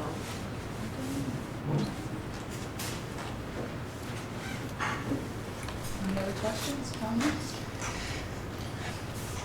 Yeah, the only comment, and it's moot, but I would just remind communications committee that there's a lot of discussions for how to get the word out with social media and that sort of thing, but then I don't recall any discussion about radio and community calendars and print and all that kind of stuff. So there's a lot of other ways that we don't think of today that some more traditional people, maybe that may be a good way to say it, still hold on to those types of things. For example, WOKO does a tremendous job. Not that I listen to it, but they do a tremendous job with community service and announcements and all that kind of stuff. And I've done events, and somehow it ends up on WOKO, and people, it's like, I heard it on that station, So I don't know if we need to add that or not, but I just want to keep that in mind, that there's all sorts of other ways to get the word out than just Facebook, Do other communities have something like Starksboro's Gazette, when they mail something out to everybody every month? Moncton does it. We do. Because Starksboro used to actually include a little school sheet in it where the principal would that was do a always little update. And it for would the go out with elementary. Gazette every month. It's just for the elementary school. It was just for the elementary school back at that time, but I wasn't sure if that was. I mean, we can at least put a paragraph in the current Gazette if Kayla and I felt like we wanted to throw something at that. So I think that this process really is contingent upon us having people to lead that, because really all the ideas are only as good as our capacity to roll them out. And so I think besides just what we want to do, it's a matter of who will, among us, will take turns sort of making sure those things happen. And it won't happen if we don't have those sort of roles carved out. And so that I'm of a mixed opinion whether or not we should act tonight to appoint a communications secretary, primarily because I think our big push right now is around what we're doing this fall. And I think with the community engagement committee sort of doing the publicity for that all along. But and I don't know what you think, Dawn, if we should sort of table assigning that role at this time. I would, only because we didn't put it on the agenda. Okay. And that's really unfair in the event that somebody in the community had a comment they wanted to make or something. But maybe what can happen in the meantime is I can just, as board chair, prepare a little of what happened tonight, so that there's some word coming out from tonight's meeting, and then next month we can start on. Yeah, because what I think would be great is, for one, to be able to, it's really, to me, it's important we at least approve this process so that we can go back in our upcoming meetings to say this is what we intend to do. But then it's also really important that we have people to help do it. And they're not big roles, it's really just that we have a point person, and that will rotate monthly. And the secretary is the person who makes sure that it rotates monthly. And if we're doing that, I think these different ideas can be much more easily adapted. So, yeah. So we'll put the communications secretary to appoint a communications secretary on next month. Yeah, that would be great. So meantime, we have to approve this motion. Right. Does anyone have any other comments? All right. All those in favor of approving the board communication plan, please say aye. Aye. Any opposed? Any abstentions? All right. Great. Thank you. The next item is an action item to determine which facility scenarios to direct the superintendent to prepare for community conversations. So we need a motion for that. I second it. Is that Sarah? Yes. All right. So, and I think you have the lead on this one as well. Yes, so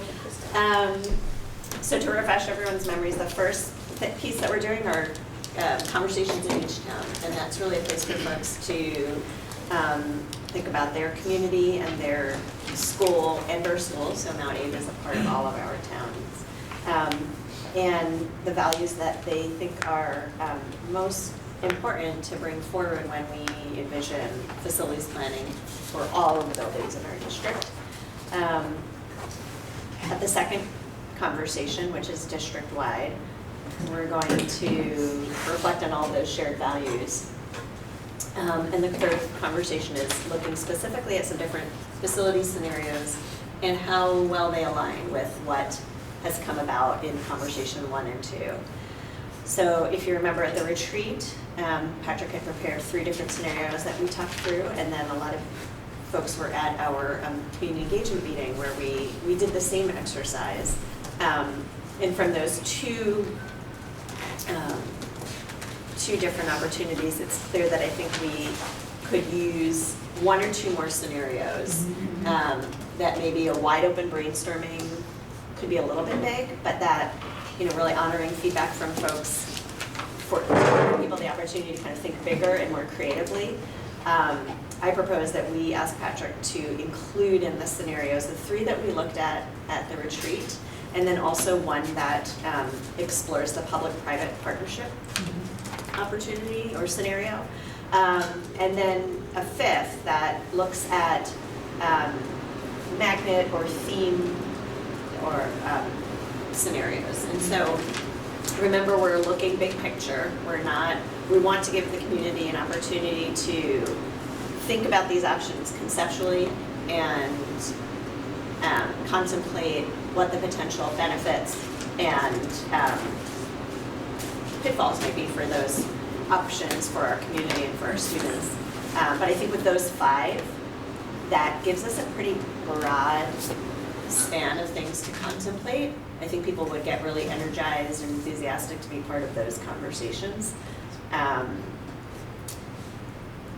So I guess that's the first thing I wanted to ask, is for us to approve a motion to direct Patrick to provide those 3 scenarios for us to contemplate. But I also wanted to ask for authorization for the Community Engagement Committee to tweak those as necessary as feedback comes in from the earlier conversations, recognizing that we're preparing for something that we don't know really what it's going to look like or how it's going to be, and within some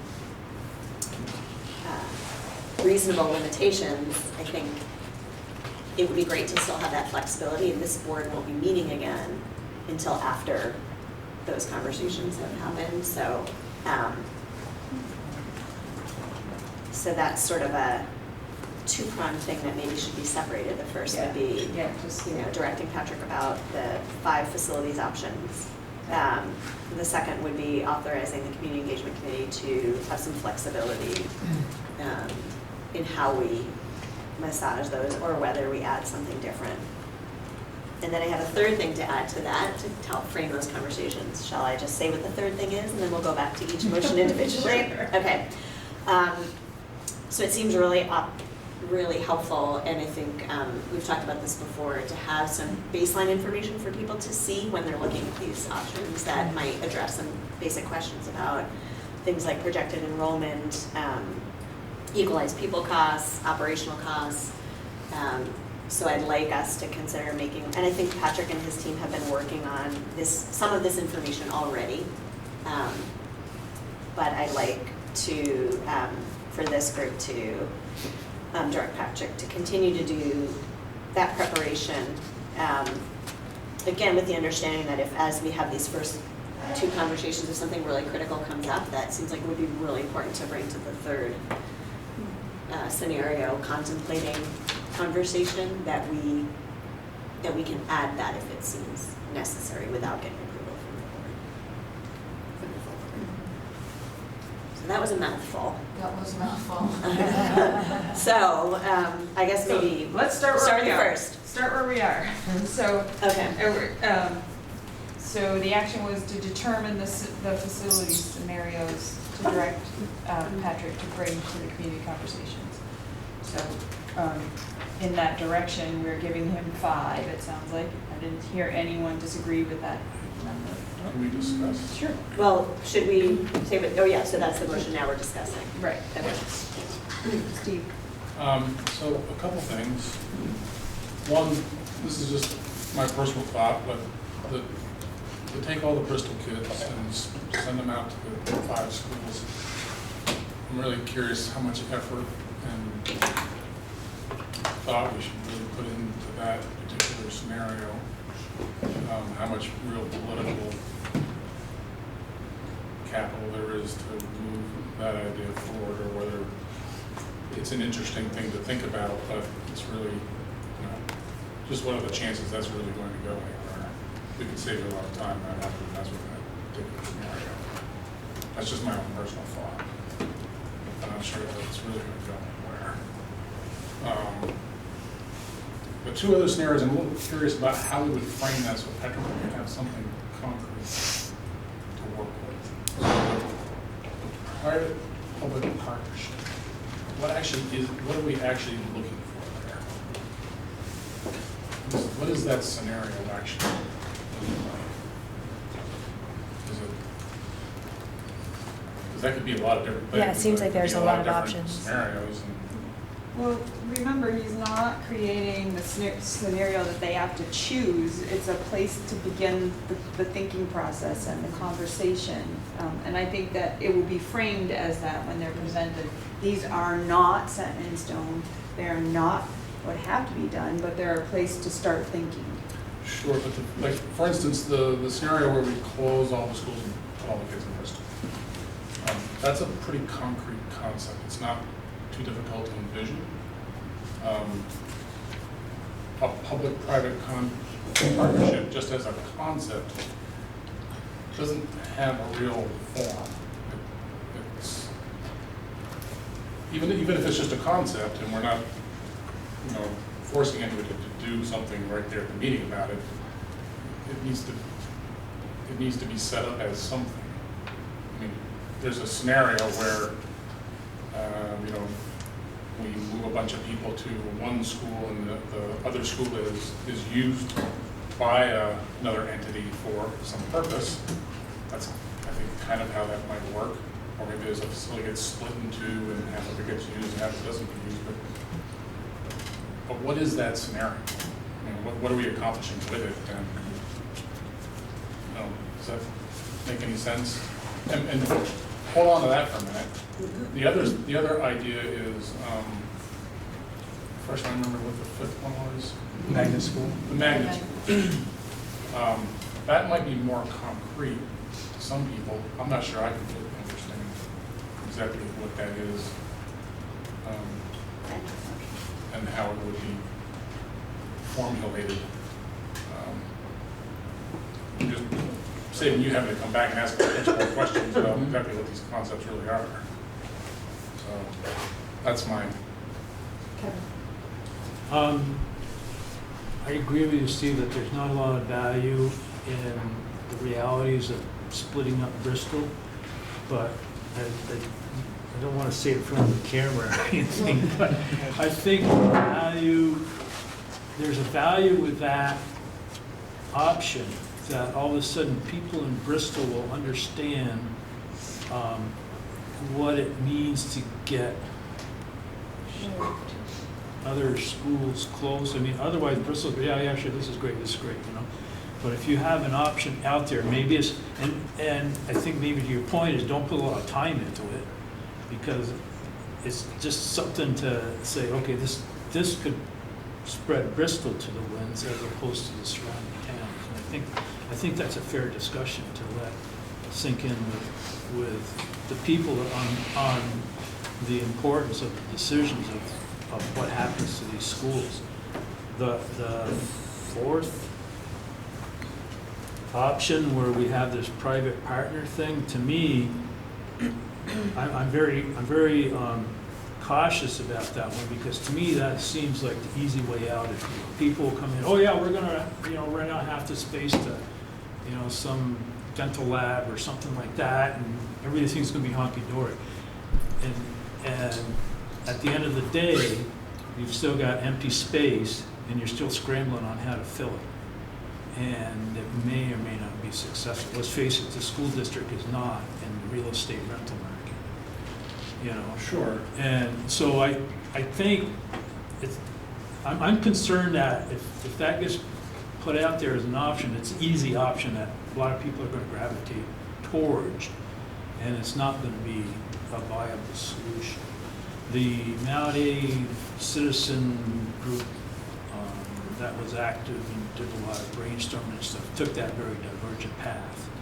And not that they had a lot of capability to follow through with it, but it went like that. And in my opinion, we need to keep this thing right between the rails. We've got a very finite budget, and we need to figure out how to provide the best education possible with the least amount of cost. And that doesn't, to me, that doesn't fit the bill. So when we got trained a couple years ago for the negotiation committee, what was that called? IBF? CIB, critical I can't remember. issues bargaining. So the trainer who's gone all over the country and the world to help people solve, come to collaborative ways of approaching things, said there are no bad ideas. She said you go in the room and everyone throws their ideas out, and maybe this one bounces off this one, and you come out, it's like you come out with a different particle than you even went in with, because you're doing this problem-solving process. So I don't think that there's danger in putting a certain one out there, because she had this crazy thing about bears and helicopters and clearing snow, and it ended up helping solve the problem. And I don't even remember what it was, but you guys recall that, right? And it was an idea that was in and of itself ridiculous and crazy, but with these other three ideas, boom, they solved this multi-million-dollar problem, which involved the electrical system in Minnesota or something. Michigan, you would remember that. It was an M state. So I don't think there's a fear. I don't have a fear that we put anything out there. But again, if we could use that process, I mean, I think the main driver is cost of all of this and quality education. So, right, so I, obviously cost and providing a quality education, and if I could add, what we heard from the Career Center was exciting and visionary. Can we get to exciting and visionary? We are not there. Right. How do we do that while cutting costs and providing an amazing education for every single student? So these conversations, maybe they can get exciting and visionary, so I'm not afraid of throwing ideas into the pot. Right. So here's my concern. Can I just say, can we respect the hand raising and turn taking a little more? Yeah, I agree with what you're saying, and I just want to echo that the private-public partnership. It seems vast, and the possibilities seem unruly, but we're at an unruly part of this process, and the more ideas we get, and it's also invites people to think creatively and just really come to the table with ideas. You know, we're not asking for people to come up with some, you know, insane idea, but, you know, like you're saying, you could get something that seems totally out to lunch and then combine it with other people who are genuinely interested in making our school district operate as efficiently as possible, and we could come up with something.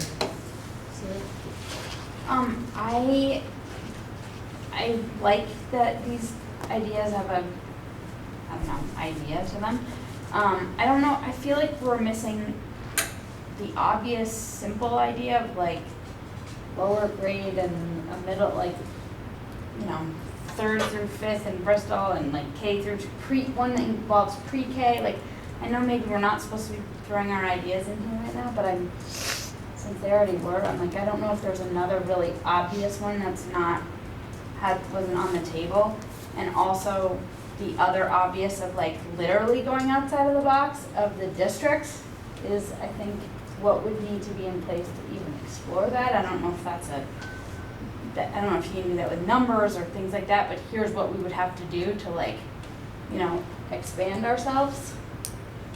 Like partnering up with other groups, like districts. And I know that can't be part of it, but it's all ideas on deck, and I want to make it look like we really actually, even if we don't have concrete stuff for things, that we have a menu of more than what we have. I'll let Patrick, and then I'll go back to you. And this is really just a sort of a process point that I think will be informative as you're continuing to think about what scenarios to bring forward. And Krista, correct me if I'm wrong on this. Important to know, so we're talking about preparation for community conversation 3 when we're talking about scenarios. Worth thinking about what's going to follow that in terms of board action, which I think is related to the conversation you're having now. So some scenarios, where whatever they may be, are going to go to the community, as I understand it. Some of those scenarios may be of interest to people in the community in pursuing further. Some may have no interest. There may be ideas that are generated that we haven't even discussed yet that may come about from that. The next step for the board, I think, as I understand it, is after those community conversations and lots of ideas are floated about what should we study further, comes a decision of what do we study further. If the community is really interested in a public-private partnership, cool. Maybe this board decides that's something we should study further, and then it's a really thorough feasibility study that might suggest it is or isn't feasible to have a public-private partnership. So I think maybe to Kristen's point, I'm not super concerned now about ideas that are put forth, because ultimately the board's going to get to decide what ideas to spend money on to conduct feasibility studies about. And then the board's going to have that information come back from the feasibility studies, and if the scenario is not feasible, I suspect that's not something that's going to get advanced forward.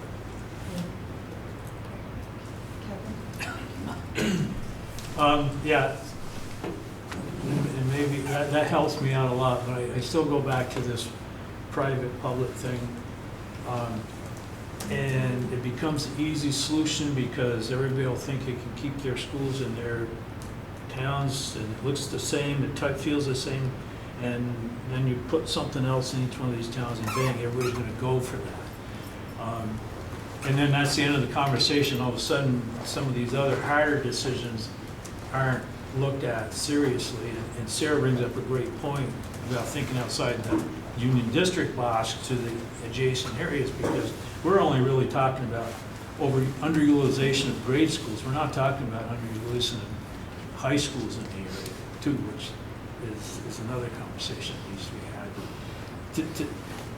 And maybe that's the way you look at it. But I can just see everybody going towards this thing, oh yeah, we're going to do this private-public thing. It becomes unfeasible, the school board doesn't do it, and the school board doesn't listen to the community. We'll have the numbers then. We'll have numbers. Well, that's just rationalization. That doesn't touch upon the perceptions. So my goal in bringing up what I was discussing earlier wasn't so much to try to cut down options.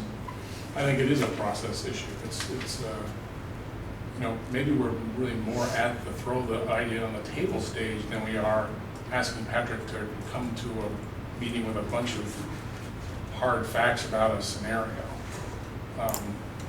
And that's all I was trying to do, is not say, okay, we're going to ask you to come prepared to talk about the pros and cons of a public-private partnership when we don't even know exactly what that thing is. And we don't know exactly what the, keep forgetting the 5. Magnet school. The magnet school, we haven't really even amongst ourselves just sort of thrown, what would that scenario be? What would we want you to come to a meeting and at least give us some baseline information? I'm certainly open to talking about absolutely anything at this stage of the game. Yeah, I was going to add that there is, just was looking at what we have so far for this third conversation, the outline includes an open-ended brain start option, and I think some of the things that people have mentioned I imagine they will probably be mentioned by others as well. But we really are kind of putting the process to the community. And then it will keep coming back to us and we'll keep filtering it, but it's got to be this back and forth, and we're really at the very beginning stages. And so the first 3 scenarios that Patrick provided were a little more concrete. These other 2 are just an attempt to kind of keep it a little bigger and stimulate creativity. And we don't know where it's going to end up, but I think that as we go through the process and we keep getting more information, and we share that information that people are now engaged to hear because they've been involved in the process, they'll be along with us on that ride of appreciating how difficult and challenging this is. And, most likely, stay in rails that are ones we can all feel okay about. So.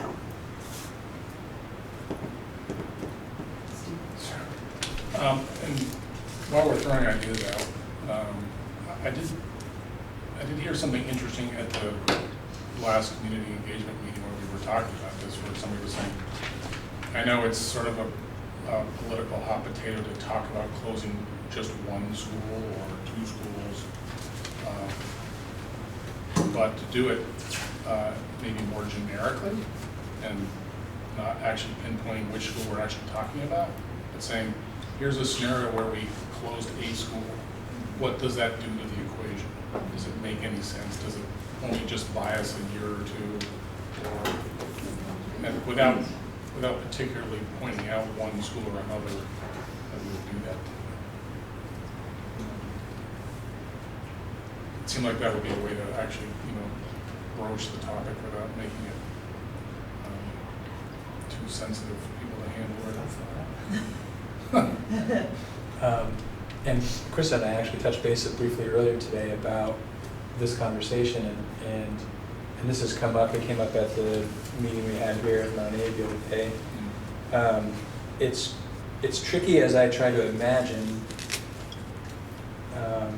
identifying schools as A, B, C, or 1, 2, 3. I think we have relatively identifiable schools. So if there's any real data attached to a potential scenario that only poses one school, it's likely, I think, that it becomes clear to people, or even if it isn't clear, the perception will become clear in some people's minds of which school it is we're talking about. And that takes us to a really different place, I think. Maybe we need to go there, but I just think it's important to note that try as we might, it probably is hard to mask the identity of whatever school or schools it is we'd be talking about closing in any scenario. I guess the question I would have is, if that particular scenario, what unpopular as it may be amongst a certain group of people, is actually the route that makes the most sense in a larger scope, how do we get to the point where we look at that without it becoming a roadblock to the whole process? I think that's where the the key part is that we've been listening to the community and getting their values and using those values as a sort of our yardstick of how we measure things. I think once we start building that relationship with them, then they will be saying, oh yeah, we did say that, and so, you know, we're gonna have to look hard with them at these, finding a solution. I mean, I talked to somebody at the open house, one of the open houses, who said, yeah, I know, we're gonna have to close the school.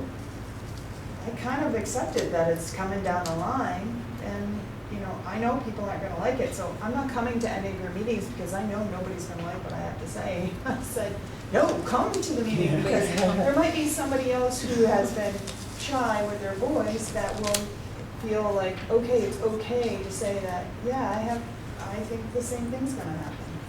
So just allows a place for that conversation. Yeah, I just don't, you know, as while we're throwing all these ideas out on the table, to not be afraid to have that one just be part of the discussion. The same thing perhaps with the Bristol distribution scheme. You know, it's one of the schemes out there, but at least it's on people's minds to give us feedback.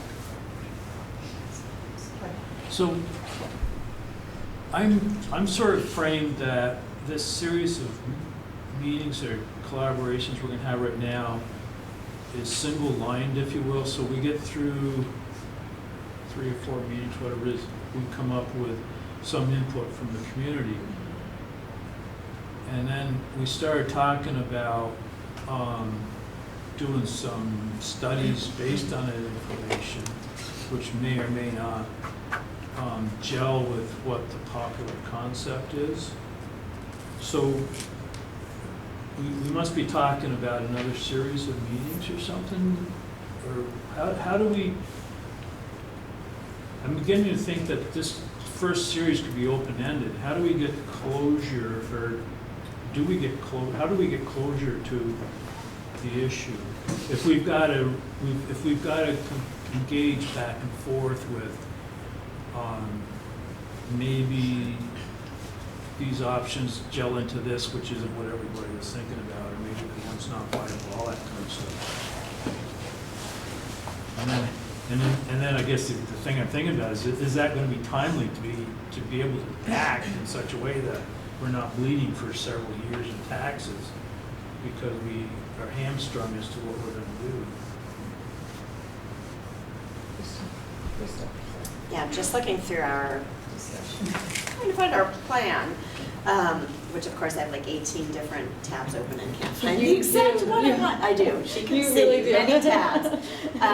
But essentially, you know, we've been pretty, I think that our team, our community engagement planning team has that timeline in mind that Patrick shared at the board retreat, which has us potentially putting forth either a bond vote or some other vote March 2021. Town meeting day 21.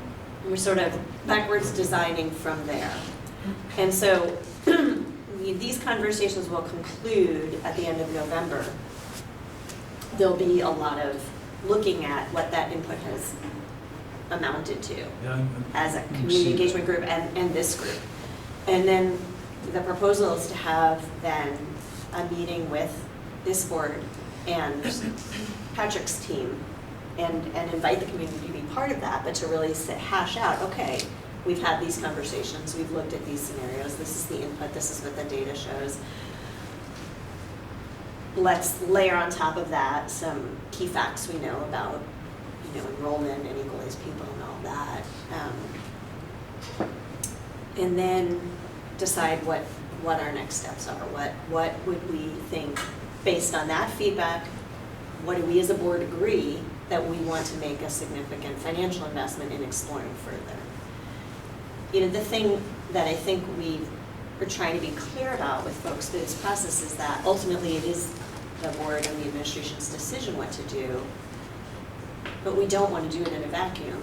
And so if you want to be part of this process and not just have it happen to you, you need to participate. And I really hope with everything we do, we have a lot of participation because I've said before, I hate being at this table having to make big decisions, not knowing really what our community thinks. But ultimately, we have to make those decisions. So there is a timeline and there is a way to get it to action. And it's pretty well delineated. So there won't be a lot of back and forth with the community going through some sort of facilitated event. No, there will be a lot of sharing though, of sort of here's what we've learned and here's how your input is being incorporated. I think that's hugely important that people know that they have shared an opinion and that it has been heard and that it is being considered as we make decisions. But, you know, when we have more information, when we make a commitment to invest in a particular series of scenarios after we've had this feedback, I think there'd probably be more opportunities for the community to weigh in on those more framed, specific things that now have research and data attached to them. Does that sound like what we've been talking about? Yeah, I would imagine after we invest the money to do real studies, that we're going to go back be again. another period of. And that's a little more informative, and that's a lot like what we did with previous bonds. You know, a lot of informing and sharing scenarios after a lot of information had already been gathered, but maybe less input. So we're trying to do the input first and do it a little different this time. Thick engagement. Thick. More thick engagement. Exactly. Yep. Could we add a scenario, whether it's very fleshed out yet or not, of grade groupings like you suggested? Because a lot of the things we've heard is that equity for students, how I've understood it in the last couple months, is more if all first graders aren't spread between 5 schools, all second graders aren't, so that there's more opportunity and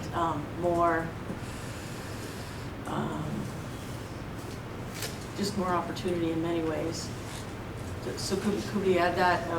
I mean, if it weren't even fleshed out more than that, a grade grouping scenario, whether it be K-2 or, I mean, I'm not an expert in what grade grouping should be together, but could we add that to the scenarios? Would that be?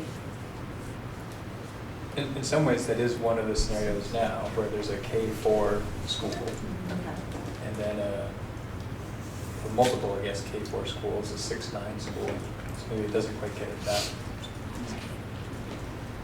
But there would be in the single elementary school scenario, it was I think a K-4 school and a 5-12 school. Could we spread it out even more than that and do the K? Was it K3, 4, 6?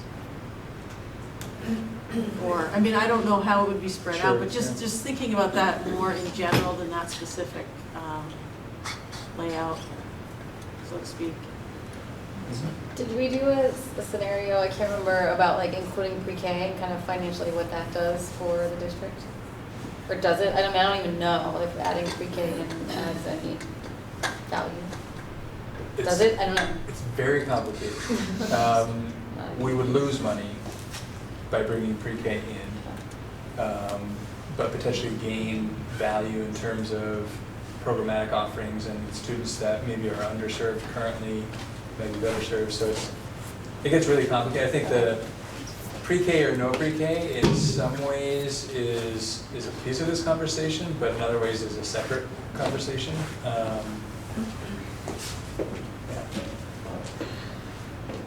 And the impact it has on current private partners, right? And like if we took pre-K in district, we could, there are some unintentional consequences, such as shutting down businesses right now that are currently operating. Right. In addition to additional cost for programming than what we currently are exposed to. So. Right. I just didn't know, like when we lived in Franklin, the pre-K was just in all of the schools automatically, but I also think it had to do with like it was a poor area and they maybe got some sort of funding. And there are, every scenario you can imagine for pre-K exists around the state. In terms of in some districts, all schools have pre-K offerings. In other places, schools, they don't have any. We have a very, relatively small pre-K offering.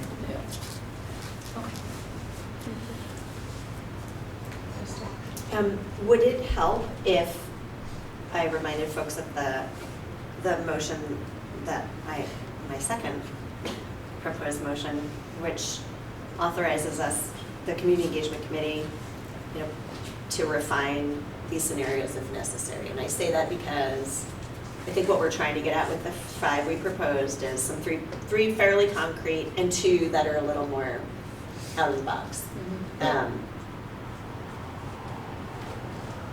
Patrick, Sue, and Dawn and I often talk in between community engagement meetings. We have our community engagement opportunities coming up.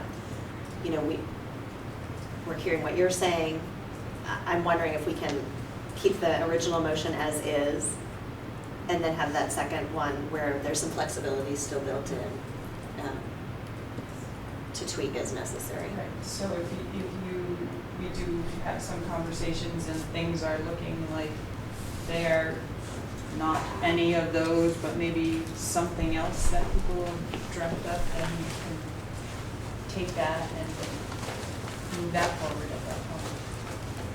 Well,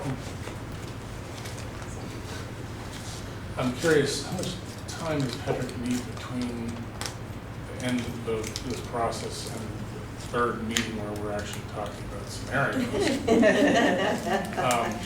That may be a question I've raised myself. If we're limiting, if we're saying he's got to prepare these 5, and then we may have to then shift gears completely and prepare for number 7. I don't know. And I can. Yes, sorry. To get these to sign on. So from my perspective, unless there's some direction from the board about information that wasn't provided that should be, the 3 that you've seen and the 3 the Community Engagement Committee saw, I'm feeling like I'm not doing any more work on those. So that doesn't feel like I'm not concerned about the work needed for those. To me, the concern is the time needed to put together information about new scenarios that I haven't put information around yet. And some of this baseline information that Krista was talking about, and trying to project out, recognizing it's a projection on projection on projection about what is our, if we assume no change, what's our equalized pupil count looking like next fiscal year, the following fiscal year, and the one after that, and what is our cost going to look like if we don't make any programmatic or personnel changes next year, year after, and what then does that do to our cost per equalized pupil, and what are we projecting our threshold for spending to be, at what point are we going to be over that spending, by how much savings of some sort do we need to find, or increased revenue do we need to find to stay under that spending threshold that I think I've been under the impression is kind of a hard line. Maybe we find in these conversations it isn't. That baseline information, I think, could prove very valuable as people begin to conceptualize options anyway. So if that baseline information suggests we need to generate $2 million annually to be able to, through a public-private partnership, to be able to stay under the spending threshold, that may pretty quickly become something that doesn't feel feasible, and that idea maybe doesn't hold much water anymore and doesn't advance. If they see we only need to raise $100,000 a year, well, then maybe a public-private partnership feels more feasible. So I think maybe there's some of that baseline information may be valuable as people are considering those different ideas. But to your point, yes, depending on the scenario, I might need some time, which is why we're having the conversation tonight and not in the October board meeting and not after the November 5th second conversation, which is only a week before the third conversation. So a week feels like a good turnaround. Actually, it's the 20th, 5th and 20th. Oh, right, so it was a couple of weeks, right. But I would just remind folks too, and I haven't shared out the discussion guide that we're working on because it really is still a draft, but the idea is that folks are gonna, go through the exercises that we did, really thinking about the potential benefits and trade-offs, and how this aligns with our shared interests and vision. And I think that means that the scenarios we provide, they don't need to be fully formed beings.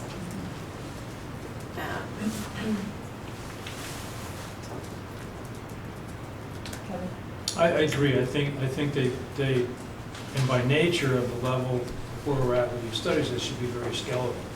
But the financials you were just talking about could be very important to direct people or lead people to which the viability of each one is.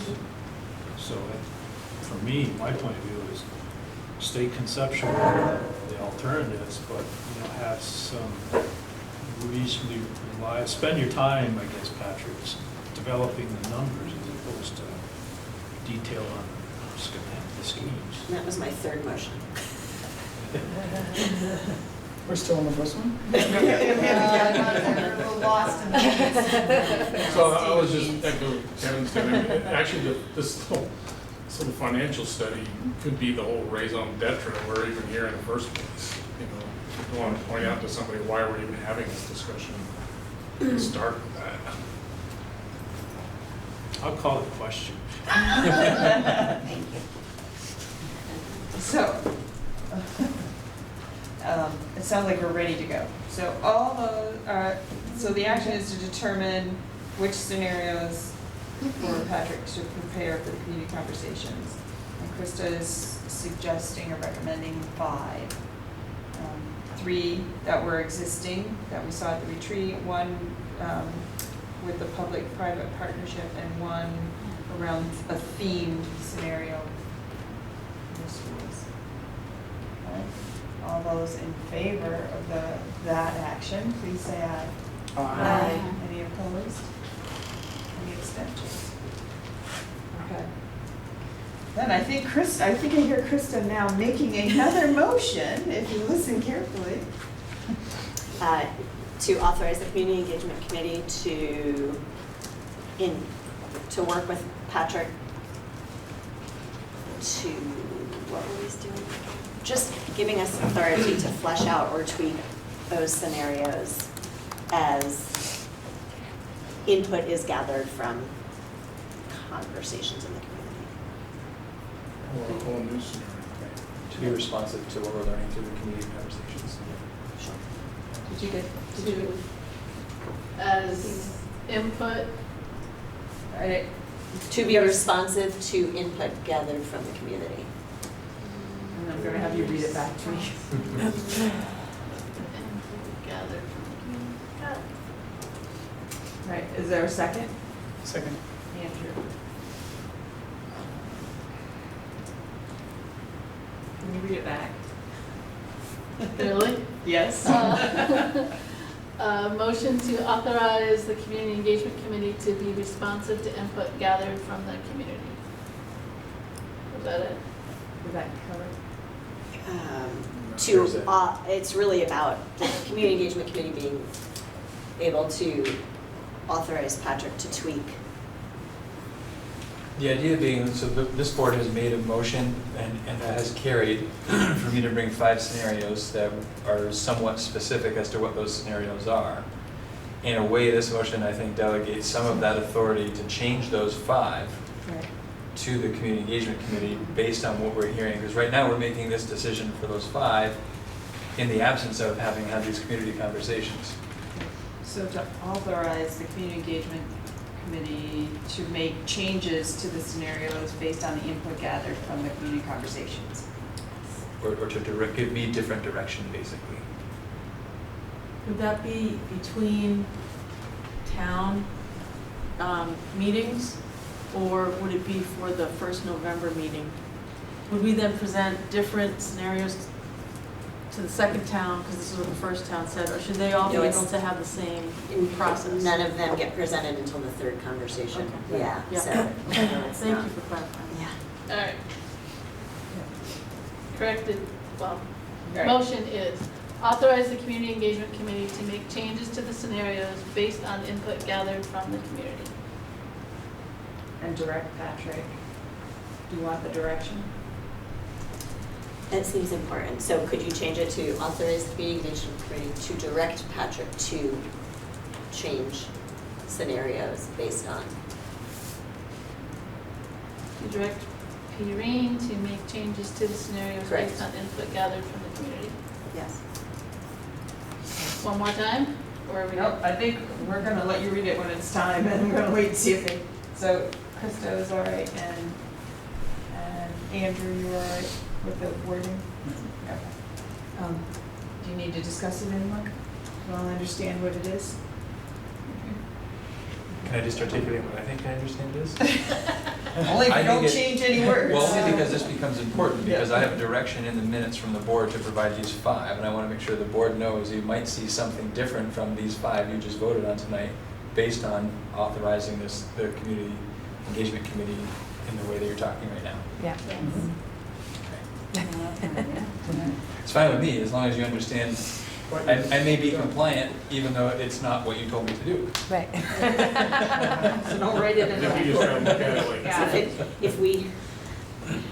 If suddenly our schools are just a traveling circus tent, you'll know why. That's what happens. We'll let you know after. All right, so if there's no other discussion, could you read the motion one more time? One more time. Yes. The motion is to authorize the Community Engagement Committee to direct Patrick Green to make changes to the scenarios based on input gathered from the community. All right, all those in favor, please say aye. Aye. Any opposed? Any abstentions? All right. Good luck. And the third one, and one more. To authorize Patrick and his team to provide baseline financial information to accompany the scenarios in the third conversation, including spending threshold, equalized per pupil costs. Maybe direct instead of authorized. True. Direct. Authorize. Direct. I don't even have it down yet, you guys are already taking it back. Threshold information including. Would you want to say including, or do you just want to? Period. Yeah. Threshold information. I think I gave you a sense of the kind of information. Yeah, I'm because if thinking you of. limit it and then. Baseline Yeah. financial information. To include but not limited That's exactly what I was thinking, to include but not limited to. To direct P-Reen and team to provide baseline financial information to the Community Engagement Committee for, do we need to go there or? Because otherwise the motion's saying to provide it but not saying to It's provide to it provide it for the It's in scenario. preparation for our community conversation. Right. Yeah. Or for the scenarios, because we don't know how many will come out of I that. see Floyd's taking notes, which is great.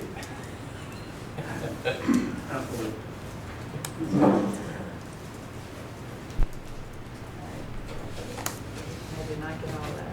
Krista made the motion. Is there a second? Second. Krista. As soon as you're done typing, I'll let you read it to me. To us. So, to direct P-Reen and team to provide baseline financial information for the scenarios in preparation for community engagement meetings. Yes. All right, all those in favor, please say aye. Aye. Any opposed? Any abstentions? Okay. Oh my gosh. All right, so let's move it into high gear. So the next action is to appoint a negotiations committee. So just as a little pre-information, in the past, the negotiation committee was Krista and Steve and Sarah, Allison, and myself. I'm reluctant to sign anybody up who isn't here, so, and I don't know how the past members, if they're interested in doing it again. So now's your When will chance. negotiations begin? Well, we've been notified that Yeah. they're ready, but because we couldn't take action till the board took action, so Right. they can't get a response till after tonight, so.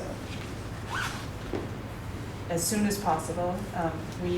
I've been in communication with Annie, and Annie gave us some dates that she has open for training, and she could do a mini training, which is one night, not 3 nights, that we could, and then we could have that brief training and set the dates and begin. Andy is the federal mediator who would train us in the critical issues bargaining or interest-based bargaining method, and would be present for probably all rounds of negotiations. If we can get her on the schedule. Right. So I'm willing to go at it again. I am too. I'm just a little bit worried about scheduling conflicts because I know how intense it is, but I'm willing to try. Yep. Yeah, I'll jump in. Is there a number you have on that? Well, last time we had 5, and 2 did support staff and 3 did professional staff, but when somebody was missing, somebody from the other team jumped, or the other group would attend, so we had some more eyes and ears in the room. So, yeah. We can only do what we can do. 4, Well, if you 5. don't know what Allison's inclinations are, what are we going to do? We can always reappoint. We can appoint the 3 of us tonight, and then then we can reappoint, add some more people if we think it's necessary. We did the last time. We ended up adding another person. So in order to do that, you just need a motion to appoint Sarah, Steve, and myself, and then we'll get started on some dates and go from there.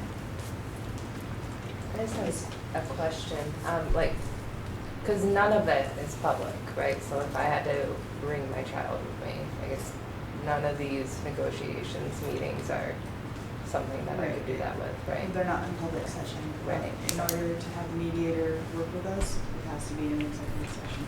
Yeah.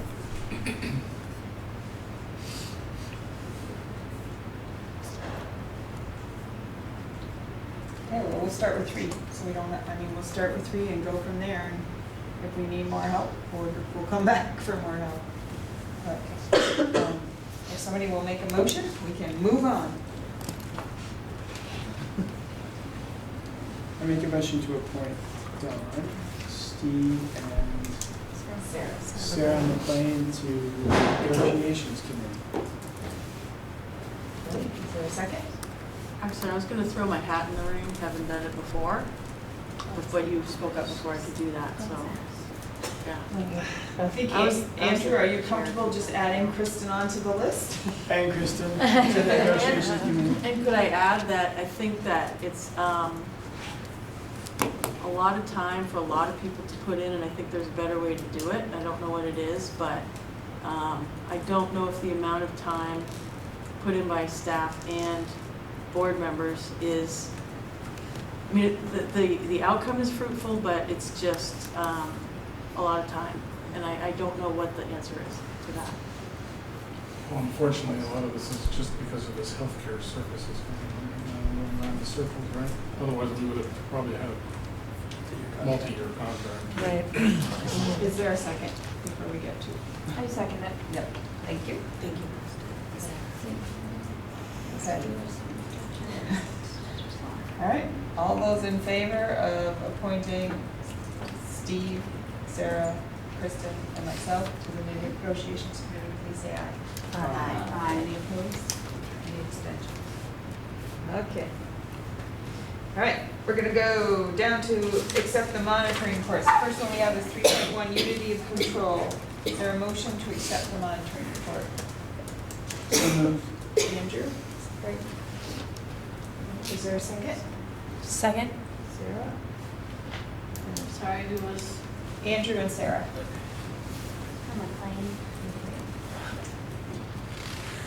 All right, any comments?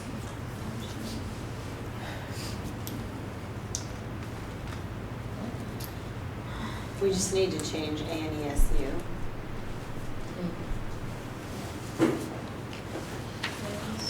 Governance.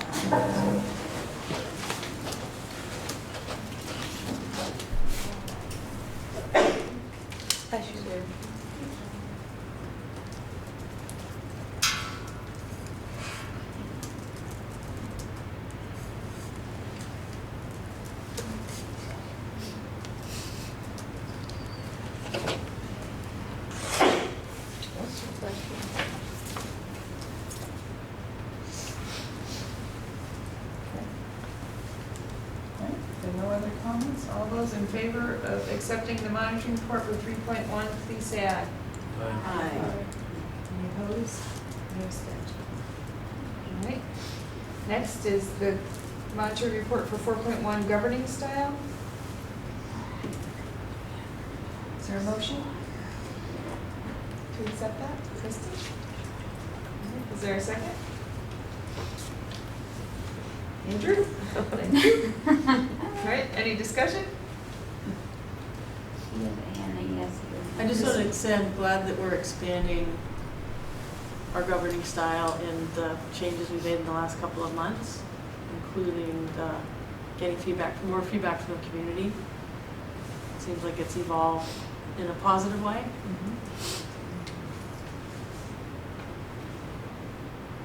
Any other? All right, all those in favor of accepting the monitoring report for 4.1 governing style, please say aye. Aye. Any opposed? Any abstention? Okay.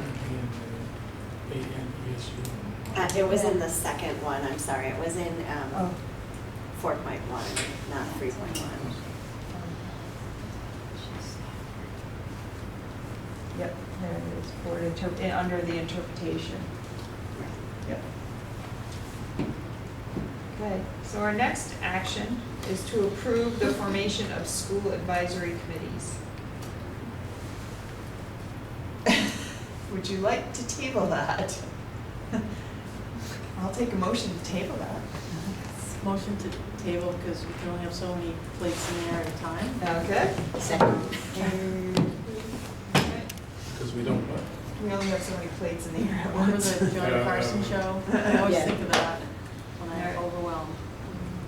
All right, all those in favor of tabling the approval of the formation of school advisory committees, please say aye. Aye. Any opposed? Any abstentions? I just, for the minutes, could I just add that I think it's really important that we get to this. And I think it deserves more attention than we can give it right now. Yeah. Is there history on that? I'm having a senior moment here because I don't know what that is, but is there like links to formal discussions or minutes? So we had it on our board retreat, and then we couldn't address it then because we ran out of time. So I sent out a board survey for board members to answer, to just sort of get a pulse about what we should do with it. I didn't get a quorum of answers. So, but the ones I did get were leaning towards forming them. So we put it on in the hopes to have a discussion and maybe while we're all together and maybe get a little further on it, but we're running out of time and people have been here a long time. So in order to give it the true attention it needs, I think it's best to table it, and not that we're not going to deal with it, it's just not tonight. It's on the last two board retreats. Yes, it's a hard one to get to. It's a big topic. And we may find as we start having these community conversations that we gather more information that would help us wrap our heads around how to do this. So I wouldn't say it's not like we aren't addressing it, but maybe we're going to be gathering some information in our other work that we'll find useful. So, okay, now we need to appoint a voting delegate for the VSBA annual meeting. Kevin, are you planning on attending that meeting? I can do that. Oh, so we have a potential delegate. I make a motion that we appoint Kevin to attend the VSB I meeting. second. All right. Any discussion? Thank you. Thank you, yes, thank you. All those in favor of appointing Kevin as our voting delegate at the VSBA annual meeting, please say aye. Aye. Any opposed? Any abstention? All right. Great. Next is a community engagement committee We are update, fully but updated. I think you updated us along the way. Yes. Sarah? We have a community engagement in New Haven next week, and I'm just curious what our role is as board members that are going to it. Is that fair? Yeah, that's a good question. Well, invite people to attend. And I think, and maybe you guys can help me remember this, but I think really listening is probably our best role as opposed to actively participating. Sue also mentioned scribing, helping out, but not being the loud voice at the table. Yeah. Can I ask a follow-up question? And who is running it? Sue. And I can introduce myself to her? Absolutely. Yes. Okay. Yep. Does she need help setting things up? I'm just curious what. Yeah, I mean, I know that Kim Callahan I met her. has some advertising stuff that she's going to help with. You guys doing some personal invitations is hugely helpful. And then it starts at 6, but if you're able to be there at 5:30 to help with stuff, that's awesome. And we may, oh yes, actually, you can all, thank you, take a few posters to hang up in your respective communities. You guys might be off the hook because Kim is doing the postering. I'm going to have. Great. So yeah, if everybody can take 3 or 4, that would be great. Is it available? But I may need help getting, so Sue is going to be bringing her materials to each location. And it's pretty minimal, and setup is going to probably be round tables, no AV needs or anything like that. But we are going to have food that's going to need to be brought there. And so depending on Kim's availability and or your guys' availability, I kind of reach out to every town, board members and point people, so I may need help with that.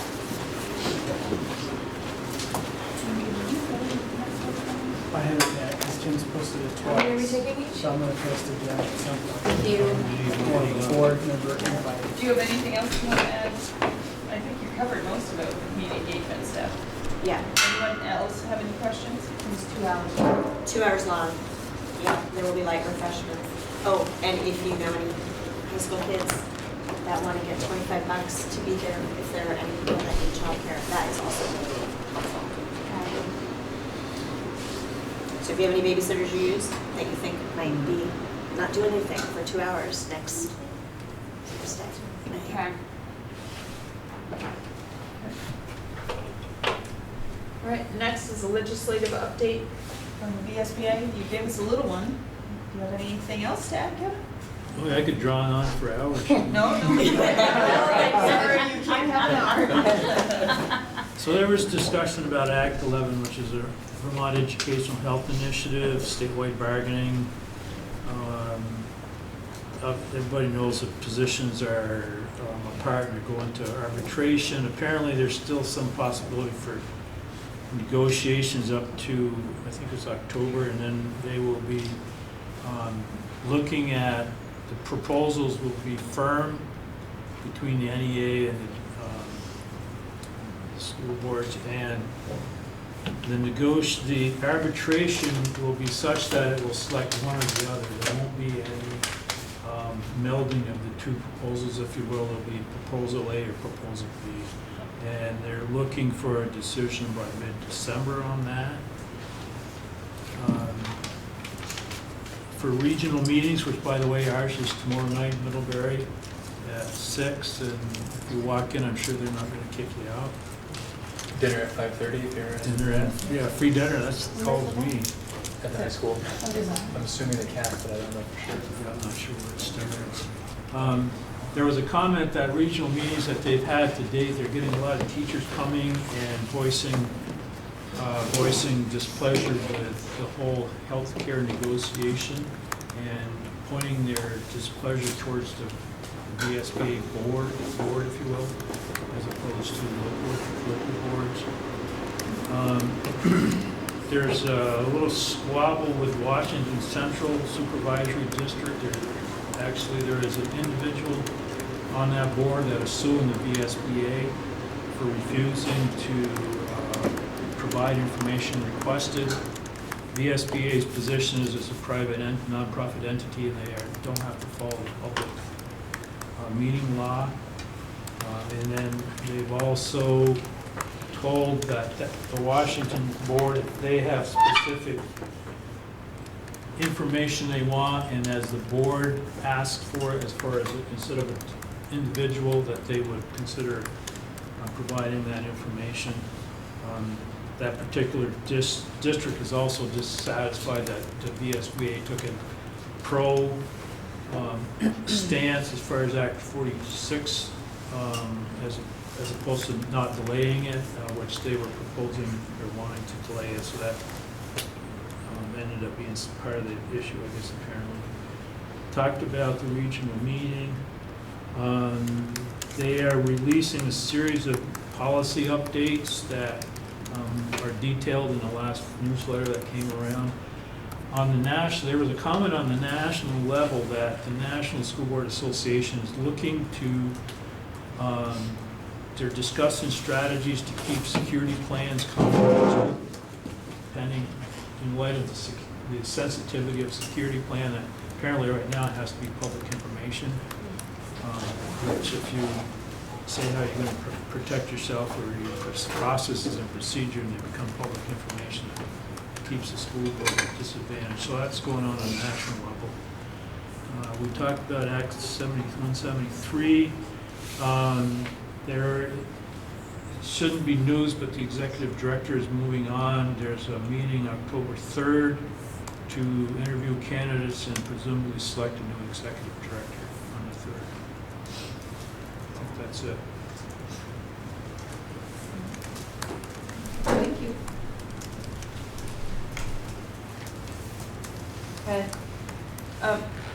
We have a discussion item that would be perfectly fine to table to another meeting.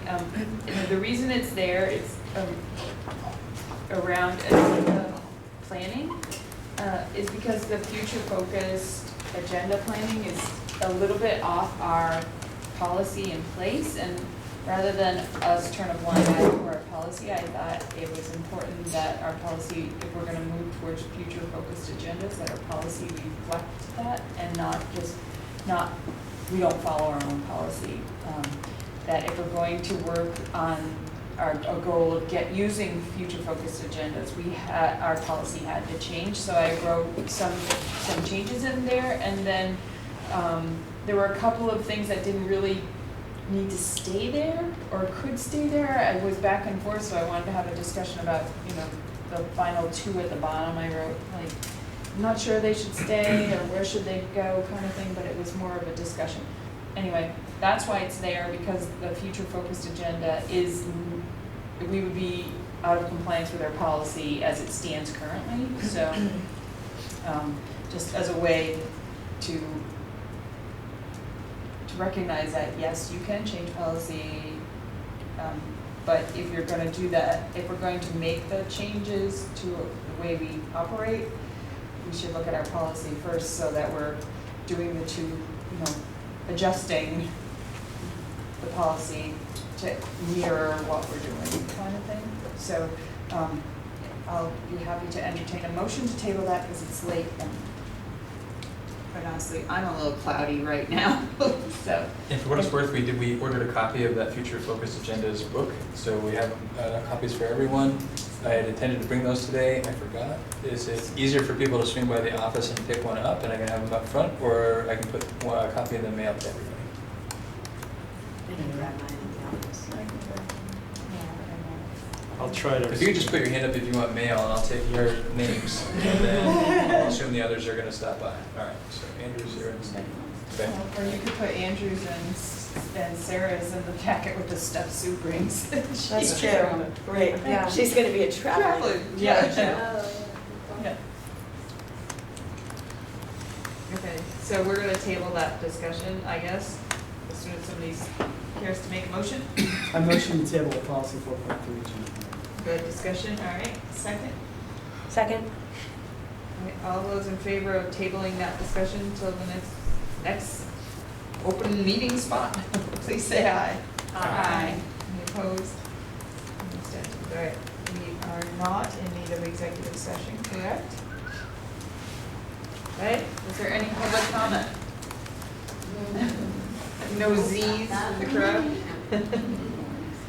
All right, does anybody have the meeting evaluation open? Sarah, do you? Oh, me? Yeah. Yeah, I got it, actually. I can do it right now. All right, excellent. Communications lead, meeting.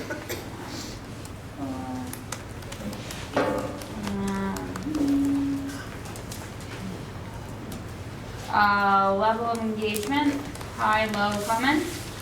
Board members. High. Lots to discuss. Okay. Was the, sorry, side comments by me. Was the agenda followed? Yes, too much on it. I'll write that. Yeah. Consider Sure. there was a lot on it, and we didn't get to it all. Board chair's effectiveness in establishing agendas and selecting materials for distribution to the board. Good. I liked the blurbs. How would you describe, there's no comment for that. Oh, that is right, other feedback for the chair? How would you describe the board chair's effectiveness in fostering a professional culture of the board regarding board climate, full participation of all board members, and ongoing board training? Good. That's good. That off a little short. What She's went written it out a little bit. well with the meeting? Done before 9. As amended. The tour was very nice. The tour was Very nice. Tour. Loved the improvements Yes. For real. that were visible.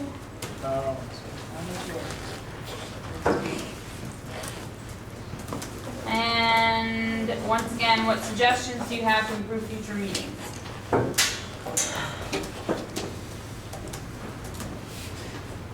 Otto said one time, cake.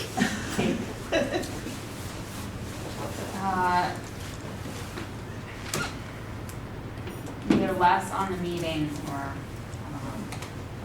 agenda. I think it's hard because Moncton meetings used to go 4 or 5 hours easily before policy governance. Oh. And, I mean, we covered a lot of stuff. So I think we're doing 6 schools, so it's gonna take time, and maybe we need to have more than one a month, Right. quite frankly. I So agree. Yes. I'm always ready for a 4 or 5 hour meeting, but that's just me, because I'm used to that from how that went for years. But I think maybe we need more meetings if we can't cover it, and We don't have the endurance. or is stuff being done in a timely enough manner? So I think we need to watch that. That's an That's- hour presentation tonight, that's. That did, Yeah. that was That different, my right? thought. It was a great presentation, it just, Well, and perhaps that's the kind of thing that could be a separate Right. meeting, because though it was long, but yet it's important for us to know about that kind of stuff, right? So, Right. is it possible on a meeting by meeting basis to agree to another meeting? Certainly. You know, can we say, put it on our list, we need another meeting this month? We used to do that regularly. You know, don't say we're gonna have another meeting every month, vote on that meeting. If that were something that you wanted to do, it may make sense to think about penciling in those dates. So if you decided you needed one, you know what the dates were. Otherwise, it's a logistical nightmare to try to find a time in the next 2 weeks that everyone can get together again. Well, maybe we do that, maybe we just set up an alternative date and we just vote on whether we're gonna use it or not. I'm on the planning commission, they do exactly that, is that I don't know, first and third Tuesday or something, and the first one is optional. And that's, I think it's a great idea in a lot of ways. I just invite you to think about negotiations, community conversations, board meetings, and another board meeting, what your capacity is to attend the number of evenings that we're talking about adding.